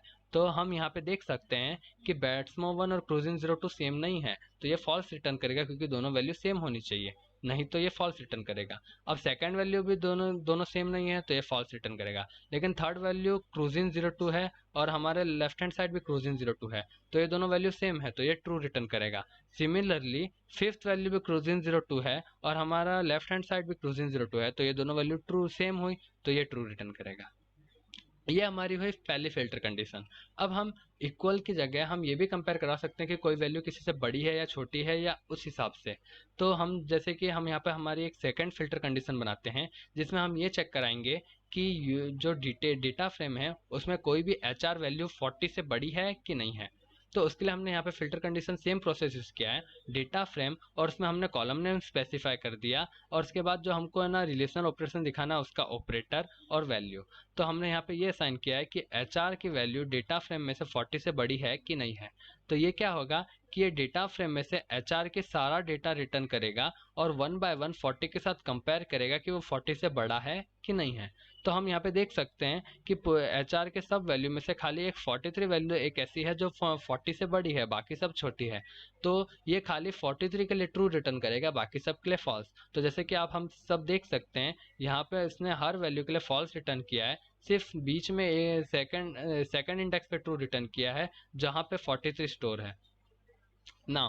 इसके बाद हम चलिए इक्वल्स टू और ग्रेटर देन लेस देन ऐसे भी कंपेयर करा दिए। अब हम ये चेक कराते हैं कि वो वैल्यू सेम नहीं होनी चाहिए, उस हिसाब से कोई फिल्टर कंडीशन बनाए। जैसे कि यहाँ पे हमने ये बनाया है कि डेटा फ्रेम में टीम आईडी BOS नहीं होनी चाहिए, तो हमने इसलिए जो ऑपरेटर यूज़ किया है वो है नॉट इक्वल्स टू। ना नॉट इक्वल्स टू ऑपरेशन का एग्जीक्यूशन एक तरह से डबल इक्वल्स टू से टोटली अपोजिट होता है। जहाँ पे डबल इक्वल्स टू दोनों वैल्यू सेम होने पे ट्रू रिटर्न करेगा, वहीं पे नॉट इक्वल्स टू दोनों वैल्यू सेम नहीं होने पे ट्रू रिटर्न करेगा, और ये दोनों एक दूसरे के टोटली अपोजिट हैं। नाउ जैसे कि हमने ये बेसिक ऑफ फिल्टर कंडीशंस देखा, अब हम आगे बढ़ते हैं। अब बात आती है स्ट्रिंग्स के ऊपर। अब जैसे कि हमने फिल्टर कंडीशंस मोस्ट ऑफ हमने डेटा के ऊपर एक्सेस किया, कुछ स्ट्रिंग के ऊपर भी किया कि लेकिन वो कंपैरिजन के लिए यूज़ किया कि वो इक्वल है कि नहीं है, इस टाइप से। अब पांडा लाइब्रेरी में इनबिल्ट कई फंक्शंस हैं जो str नेम सब पैकेज के अंदर हैं, और वो सब कुछ फंक्शंस हैं स्टार्ट्स विथ, एंड्स विथ और कंटेन्स। नाउ स्टार्ट्स विथ क्या करता है, वो चेक करता है कि जो स्ट्रिंग है वो स्पेसिफाइड कैरेक्टर से स्टार्ट हो रहा है कि नहीं। एंड्स विथ क्या चेक करेगा कि स्ट्रिंग स्पेसिफाइड कैरेक्टर से एंड हो रहा है कि नहीं। और कंटेन्स ये चेक करेगा कि स्ट्रिंग स्पेसिफाइड कैरेक्टर को कंटेन करता है कि नहीं, मतलब स्ट्रिंग में वो स्पेसिफाइड कैरेक्टर अवेलेबल है कि नहीं, और इस हिसाब से वो अपना आउटपुट रिटर्न करेगा बुलियन में ट्रू है कि फॉल्स। तो चलिए हम देखते हैं इसका कोड। जैसे कि हमने यहाँ पे सिमिलर डेटा फ्रेम यूज़ किया है डिक्शनरी का यूज़ करके, और उसको प्रिंट करके देखा है, तो हमारा डेटा फ्रेम ये रहा। अब हम यहाँ पे क्या करेंगे कि हम ये चेक करेंगे कि कोई भी प्लेयर आईडी C से स्टार्ट हो रही है कि नहीं। तो उसके लिए हमने ये लाइन ऑफ कोड लिखा है। इसमें क्या लिखा है कि हमने डेटा फ्रेम और उसमें हमने कॉलम नेम स्पेसिफाई कर दिया। तो ये हमारे वो कॉलम का सारे डेटा रिटर्न करेगा और 1 बाय 1 कंपेयर चेक करेगा कि वो स्ट्रिंग सी से स्टार्ट हो रही है कि नहीं। अगर वो स्ट्रिंग सी से स्टार्ट होगी तो वो ट्रू रिटर्न करेगा, नहीं तो नहीं। प्लेयर आईडी के हर एक वैल्यू को चेक करेगा कि वो सी से स्टार्ट हो रहा है कि नहीं। जैसे कि हम देख सकते हैं कि प्लेयर आईडी की फर्स्ट वैल्यू और फर्स्ट वैल्यू बी से स्टार्ट हो रही है, लेकिन हमको सी से स्टार्ट करानी है, तो ये फॉल्स रिटर्न करेगा। लेकिन सेकंड वैल्यू सी से स्टार्ट हो रही है, तो इसलिए ये ट्रू रिटर्न करेगा। थर्ड वैल्यू भी सी से स्टार्ट हो रही है, तो ये ट्रू रिटर्न करेगा। और सिमिलरली ऐसे ही प्रोसेस चलेगी। नाउ सेकंड हमने कंडीशन ये चेक की है कि डेटा फ्रेम में से team ID ends with S है कि नहीं है।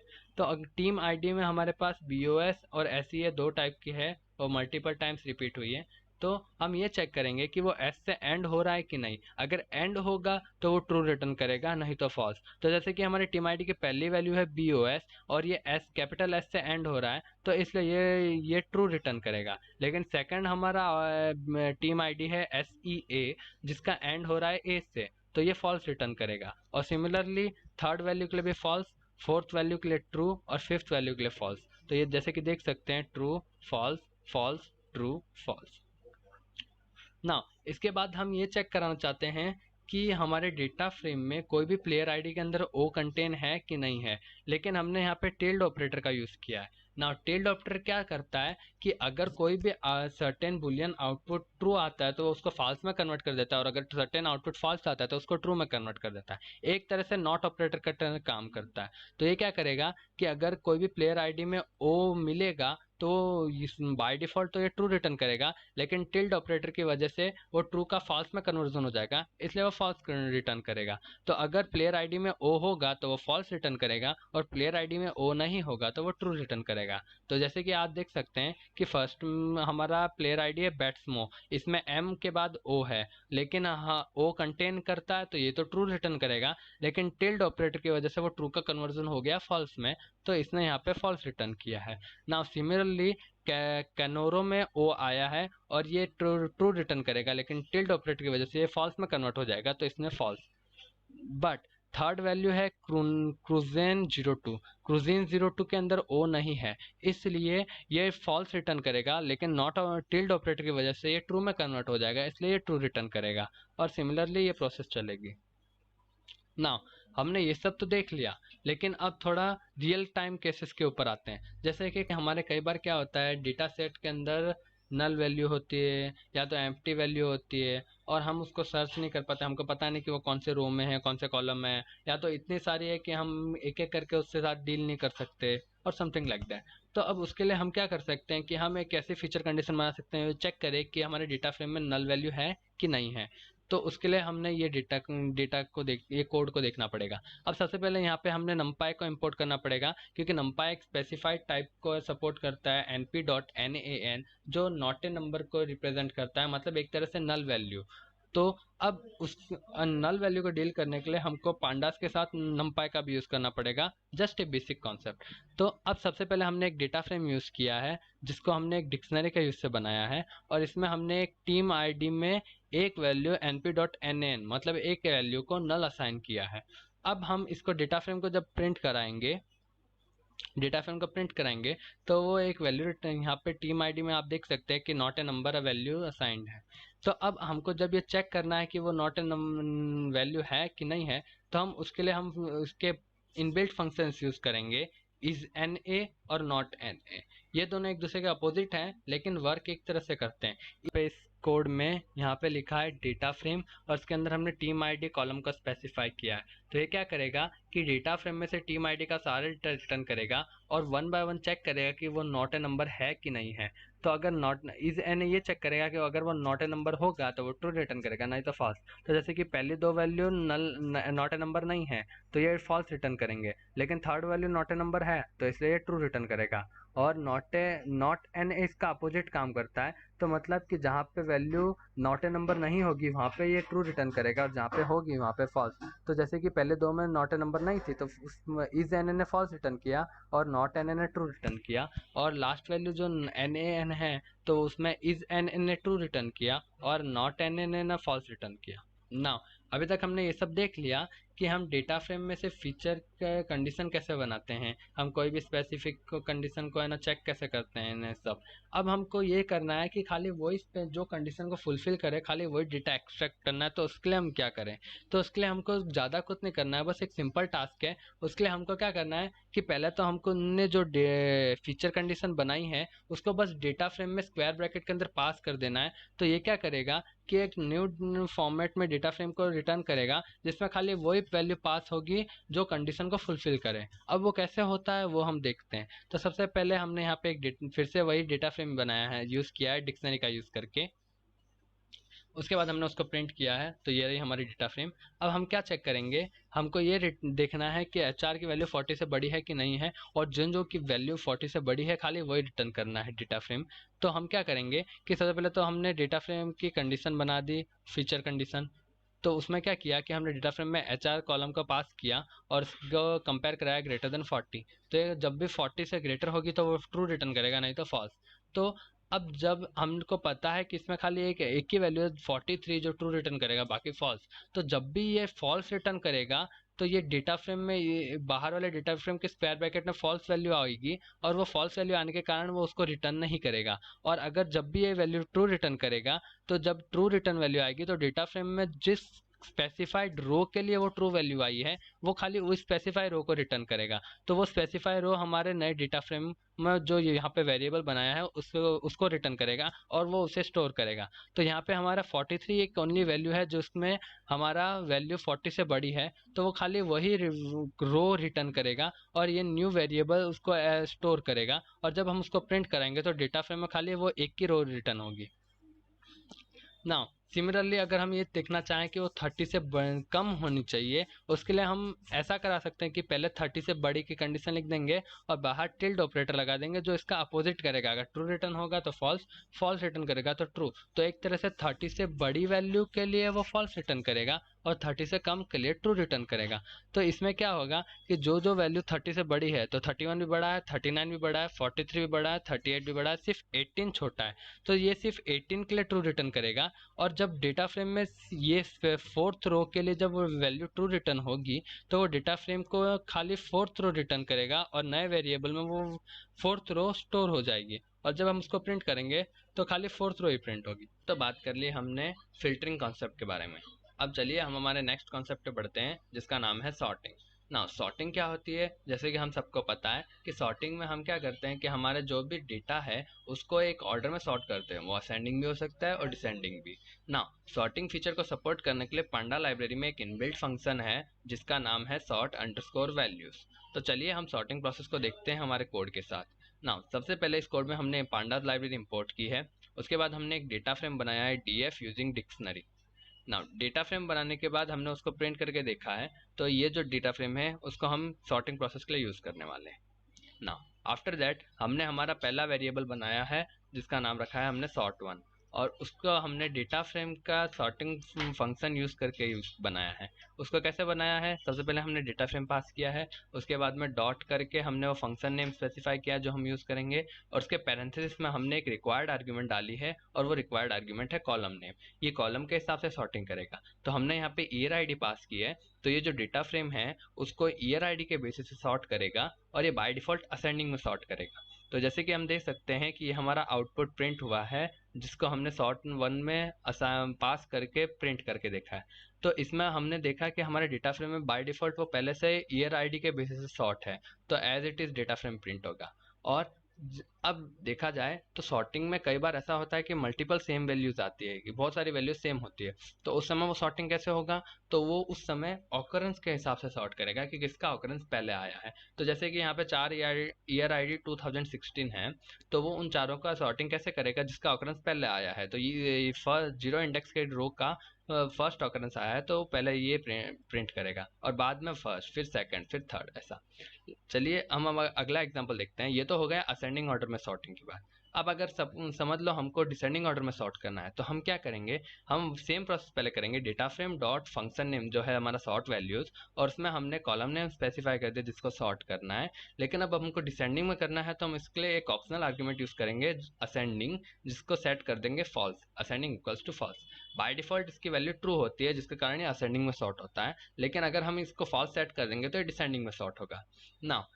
अब हमने सॉर्टिंग देखी नंबर के हिसाब से, लेकिन प्लेयर आईडी में स्ट्रिंग स्टोर्ड है, तो स्ट्रिंग में सॉर्टिंग प्रोसेस कैसे होगा, स्ट्रिंग में कैरेक्टर बाय कैरेक्टर कंपैरिजन होता है आस्की वैल्यू का, और जिसका आस्की वैल्यू कम होता है वो उस हिसाब से सेट करता है। अगर असेंडिंग होगा तो कम आस्की वैल्यू वाले कैरेक्टर के स्ट्रिंग को ऊपर लेंगे, नहीं तो नीचे रखेंगे। तो यहाँ पे हमने डिसेंडिंग सेट किया है, तो ये पांचों स्ट्रिंग में से हर स्ट्रिंग के पहले कैरेक्टर का कंपेयर करेगा और ये देखेगा कि किसकी आस्की वैल्यू ज़्यादा है। तो जैसे कि ये ओटिज्डा 01 में फर्स्ट कैरेक्टर है ओ, तो इसकी आस्की वैल्यू सबसे ज़्यादा होगी, तो इसलिए ये सबसे ऊपर में वो रिटर्न करेगा।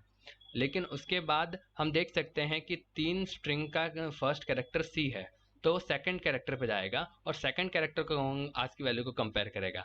तो इसमें सी आर का आस्की वैल्यू ज़्यादा है सी ए के कंपेयर में, तो सी आर को वो ऊपर रखेगा क्योंकि डिसेंडिंग ऑर्डर में है, और सी ए को नीचे। लेकिन हमको पता है कि इसमें हमारे डेटा फ्रेम में क्रूजिंग 02 2 बार है, मतलब सेम वैल्यूज मल्टीपल टाइम्स है। तो इस समय क्या करेगा कि जिसका ऑकरेंस पहले आएगा वो, तो यहाँ पे जैसे कि हम देख सकते हैं डेटा फ्रेम में सेकंड रो का थर्ड रो का ऑकरेंस पहले आया है जिसका इंडेक्स 2 है, तो इसलिए वो है ना 2 इंडेक्स वाले को पहले रिटर्न करेगा, सॉरी ये रहा, और उसके बाद में वो 4th इंडेक्स वाले को बाद में रिटर्न करेगा। फिर इसके बाद कैनोरो 01 को करेगा क्योंकि ए का इंडेक्स ए का आस्की वैल्यू कम होता है, और फिर सबसे लास्ट में बैट्समोवन। नाउ ये तो हमने कर दिया एक कॉलम के हिसाब से सॉर्टिंग। अब कई बार क्या होता है हमको मल्टीपल कॉलम्स के हिसाब से सॉर्टिंग करना होता है, तो इसलिए हम कॉलम नेम की जगह एक लिस्ट ऑफ कॉलम नेम पास करेंगे जिसमें सारे कॉलम नेम्स लिस्ट में होंगे जिनके बेसिस पे हमको सॉर्ट करना है, जैसे कि ईयर आईडी और एचआर। तो अगर मल्टीपल कॉलम नेम्स होंगे तो सबसे पहले लाइन वाइज चलेगा और सबसे लिस्ट में सबसे पहला जो कॉलम है उसके हिसाब से सॉर्ट करेगा, और फिर उसके बाद सेकंड में जो है उसके बेसिस पे सॉर्ट करेगा। तो आइए चलिए हम ये देखते हैं। सबसे पहले वो ईयर आईडी के बेसिस से सॉर्ट करेगा। तो ईयर आईडी हमको पता है कि 2017 का 1 की ऑकरेंस है, लेकिन 2016 के 4 हैं, तो वो पहले तो 2016 के 4 करेगा और फिर 2017 का लास्ट में करेगा।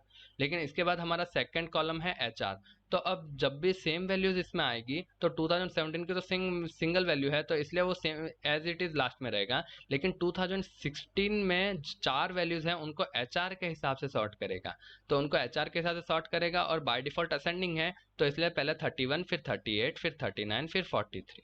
ना अगर हाँ हमको ये स्पेसिफाई करना है कि एक कॉलम को असेंडिंग में करना है एक कॉलम को डिसेंडिंग में, तो इसलिए हम फिर से हम असेंडिंग नाम के ऑप्शनल आर्ग्यूमेंट को यूज करेंगे जिसमें हम लिस्ट ऑफ वैल्यू पास करेंगे और वो रिस्पेक्टिवली कॉलम नेम्स के हिसाब से होगी। तो अगर हमको ईयर आईडी को असेंडिंग में करना है तो ईयर आईडी के लिए पहले हम ट्रू लिखेंगे, और फिर एचआर के लिए हमको डिसेंडिंग में करना है तो उसका फॉल्स करेंगे। तो एज इट इज पहले तो ईयर आईडी के बेसिस पर 4 2016 ऊपर आ जाएंगे और 2017 लास्ट में आ जाएगा क्योंकि असेंडिंग में है।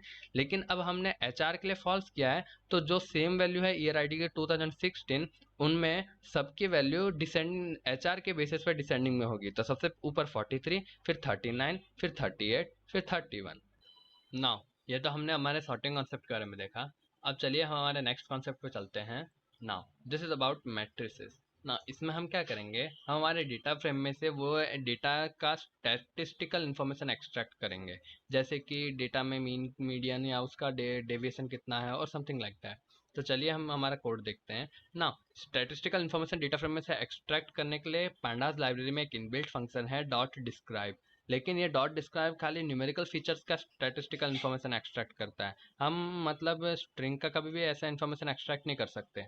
तो अब ये न्यूमेरिक वैल्यू का कैसे करता है, चलिए हम कोड में देखते हैं। ना सबसे पहले हमने पांडास लाइब्रेरी को इंपोर्ट किया है, as you can see import pandas as pd. फिर हमने एक डेटा फ्रेम क्रिएट किया है, data frame PD dot data frame, जिसने हमने एक डिक्शनरी पास की है। ना ये करने के बाद हमने उसको प्रिंट किया है। ना उस डेटा फ्रेम को प्रिंट करने के बाद आप देख सकते हैं ये हमारा डेटा फ्रेम है, अब इसके बाद हम ये यूज़ करेंगे, हम डेटा फ्रेम के बाद डिस्क्राइब फंक्शन यूज़ करेंगे जो हमारे पास इनबिल्ट अवेलेबल है।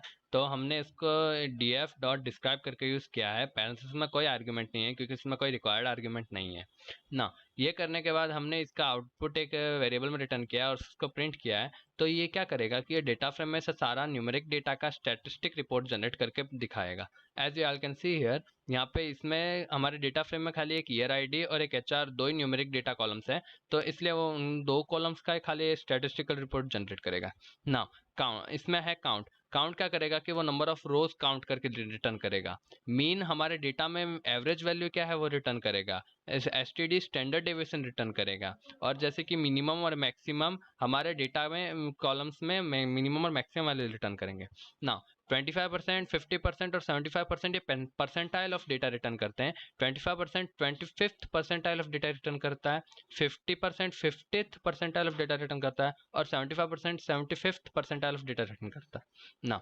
सिमिलरली अगर हमने ये तो पूरा डेटा फ्रेम का किया, हमको एक स्पेसिफिक कॉलम का करना हो तो हम क्या कर सकते हैं कि डेटा फ्रेम के बाद स्क्वायर ब्रैकेट के अंदर उस स्पेसिफिक कॉलम को स्पेसिफाई कर सकते हैं और फिर डॉट डिस्क्राइब फंक्शन यूज करके उसका आउटपुट एक वेरिएबल में स्टोर करके प्रिंट करा सकते हैं। तो जिससे हमको खाली वो स्पेसिफाइड कॉलम का स्टैटिस्टिक रिपोर्ट जनरेट होगा। जैसे कि हमने यहाँ पे एचआर पास किया है तो ये खाली एचआर का स्टैटिस्टिक रिपोर्ट जनरेट करेगा। Similarly count, mean, standard deviation, minimum, maximum और परसेंटाइल। सिमिलरली अब हमने ये तो हो गई न्यूमेरिक डेटा के बाद। अब हमारे पास कैटेगरिकल डेटा होता है, मतलब स्ट्रिंग्स होती है, कई कैटेगरीज होती है जैसे कि टीम आईडी और वो सब। तो अब उनका हमको है ना स्टैटिस्टिक रिपोर्ट जनरेट नहीं कर सकते डिस्क्राइब फंक्शन यूज करके। तो इसलिए पांडास के अंदर एक और इनबिल्ट फंक्शन है जिसका नाम है वैल्यू अंडरस्कोर काउंट्स, जैसे कि आप देख सकते हैं, जिसमें भी कोई रिक्वायर्ड आर्ग्यूमेंट नहीं है। लेकिन अब इसको यूज करने के लिए सपोज हमने यहाँ पे हमारे कोड में देखो कि हमने एक वेरिएबल बनाया है जिसमें हमने डेटा फ्रेम रिटर्न किया है, जिसमें एक स्पेसिफाइड कॉलम ही रिटर्न की है जो है हमारी प्लेयर आईडी।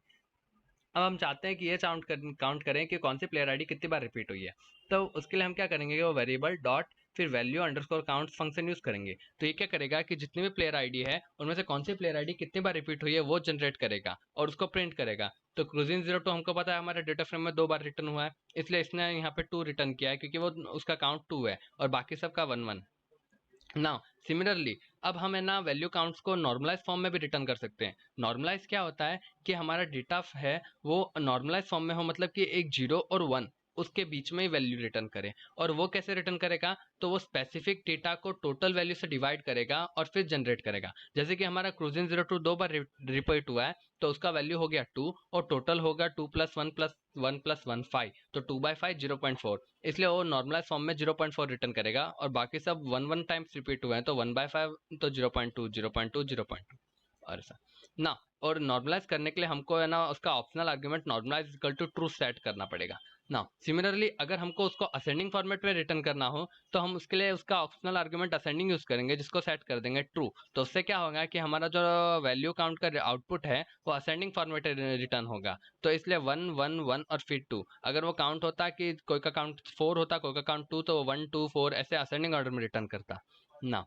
सिमिलरली आगे जाते हैं। अब कई बार क्या होता है कि हमारे डेटा फ्रेम में कई डेटा मल्टीपल टाइम रिपीट होते हैं। तो अगर हमको खाली एक यूनिक डेटा रिटर्न करना है कि जैसे कि अब बहुत सारी एज है 13 14 से लेकर 16 कई बार मल्टीपल टाइम रिपीट्स हुई है, लेकिन हमको खाली ये चेक करना है कि कितने डिफरेंट टाइप ऑफ एजेस हमारे मतलब डेटा फ्रेम में है, कि 13 का है कि 14 का है कि नहीं है, 15 का है कि नहीं है। तो उसके लिए हम क्या कर सकते हैं, डॉट यूनिट फंक्शन पांडा लाइब्रेरी में पहले से है उसको यूज करेंगे। तो जैसे कि हमको पता है हमने यहाँ पे देखो डेटा फ्रेम में प्लेयर आईडी कॉलम को यूज किया है और उसमें डॉट यूनिक फंक्शन अप्लाई किया और जब उसको एक वेरिएबल स्टोर करके प्रिंट कराया तो उसने खाली 4 वैल्यू रिटर्न की, क्योंकि हमको पता है क्रूजिन 02 2 बार रिपीट हुआ है, लेकिन यूनिक में वो एक ही बार रिटर्न होगा क्योंकि वो 2 बार मल्टीपल वैल्यूज रिपीट नहीं करता।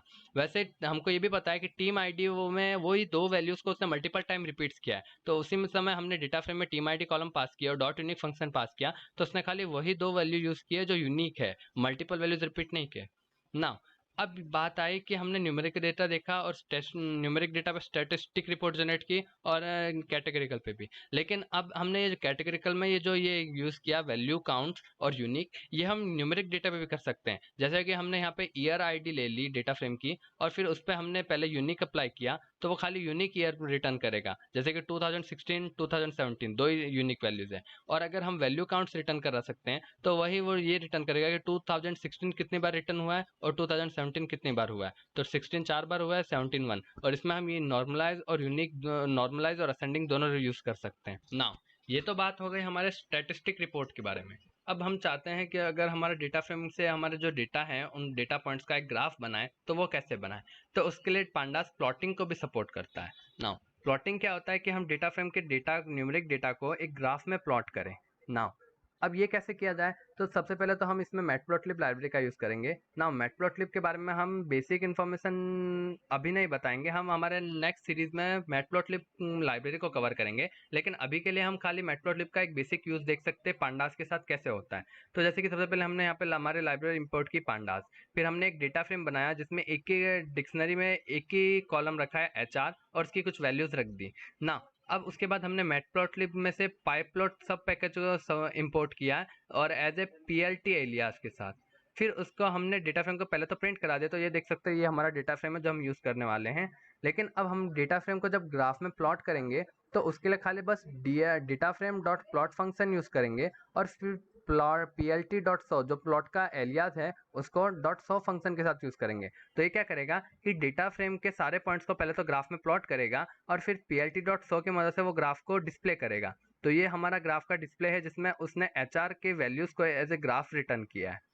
नाउ सिमिलरली अब अगर हमको ग्राफ को सेव करना हो तो वो कैसे करेंगे, तो हम डेटा फ्रेम डॉट प्लॉट तो जनरेट कर दिया, तो ये ग्राफ बन गया। लेकिन अब उसको सेव करने के लिए पाइथन की मैटप्लॉटलिब लाइब्रेरी एक और फंक्शन सपोर्ट करती है, सेव फिगर, जो क्या करेगी कि हमारे डेटा फ्रेम का जो ग्राफ जनरेट हुआ है उसको सेव करेगी एज ए इमेज। और उसका हम पैरेंथेसिस के अंदर उस इमेज का नाम पास करते हैं कि किस नाम से उसको सेव करना है और उसका एक्सटेंशन। जैसे कि हमने यहाँ पे पास किया है df.png, तो ये जो ग्राफ बना है उसको वो df.png नाम की इमेज से हमारे फाइल में सेव करेगा। नाउ जैसे कि अब आगे बढ़ते हैं, तो अब ये तो हो गए हमारे बेसिक मैटप्लॉटलिब के बारे में। लेकिन अब ग्राफ में एक्स एक्सिस और वाई एक्सिस के कुछ सर्टेन लेबल्स होते हैं कि वो क्या है। तो उसके लिए डेटा फ्रेम मतलब मैटप्लॉटलिब लाइब्रेरी 3-4 फंक्शन और सपोर्ट करती है। एक है टाइटल, जो हमारे ग्राफ को एक टाइटल देगी। जैसे कि हमने यहाँ पर टाइटल पास किया है HR वर्सेस ईयर, तो यहाँ पे हमारे देख सकते हैं कि ग्राफ में HR वर्सेस ईयर नाम का एक टाइटल बन गया। नाउ एक्स लेबल और वाई लेबल क्या करेगा, एक्स एक्सिस और वाई एक्सिस को एक लेबल प्रोवाइड करेगा। जैसे कि हमने एक्स लेबल पे पास किया है ईयर, तो हमारे ग्राफ में एक्स एक्सिस को एक लेबल मिल गया ईयर। और वैसे ही हमने वाई लेवल पे पास किया है HR काउंट, तो वाई एक्सिस को हमको एक लेबल मिल गया HR काउंट। नाउ सिमिलर अब उसको हमने यहाँ पे शो करके ग्राफ जनरेट किया, तो वो ग्राफ में जनरेट होगा, टाइटल भी मिलेगा और एक्स एक्सिस और वाई एक्सिस को लेबल भी मिलेंगे। नाउ आफ्टर दैट अब हम कई बार ये देखते हैं कि खाली प्लॉट ग्राफ नहीं होता, और भी कई टाइप के ग्राफ होते हैं। तो उसके लिए हम खाली ये करेंगे कि डेटा फ्रेम डॉट प्लॉट के बाद पैरेंथेसिस में हम काइंड नाम के एक ऑप्शनल आर्ग्यूमेंट को सेट करेंगे, उसकी वैल्यू सेट करेंगे जिस टाइप का ग्राफ हमको चाहिए। अगर हिस्टोग्राम चाहिए तो हम उस काइंड की वैल्यू को हिस्ट असाइन करेंगे, और अगर बॉक्स टाइप ग्राफ चाहिए तो हम उस काइंड की वैल्यू को बॉक्स टाइप करेंगे। और उसके बाद हम प्लॉट को जब शो करेंगे तो वो ग्राफ हमारे साथ जनरेट होगा। जैसे कि आप देख सकते हैं कि ये हमारा हिस्टोग्राम जनरेट हुआ और ये हमारा बॉक्स ग्राफ जनरेट हुआ। अब इससे ये भी देख सकते हैं कि हम एक ही डेटा फ्रेम के मल्टीपल ग्राफ भी जनरेट कर सकते हैं ना। ये हुआ हमारा प्लॉटिंग का कॉन्सेप्ट खत्म। Thank you.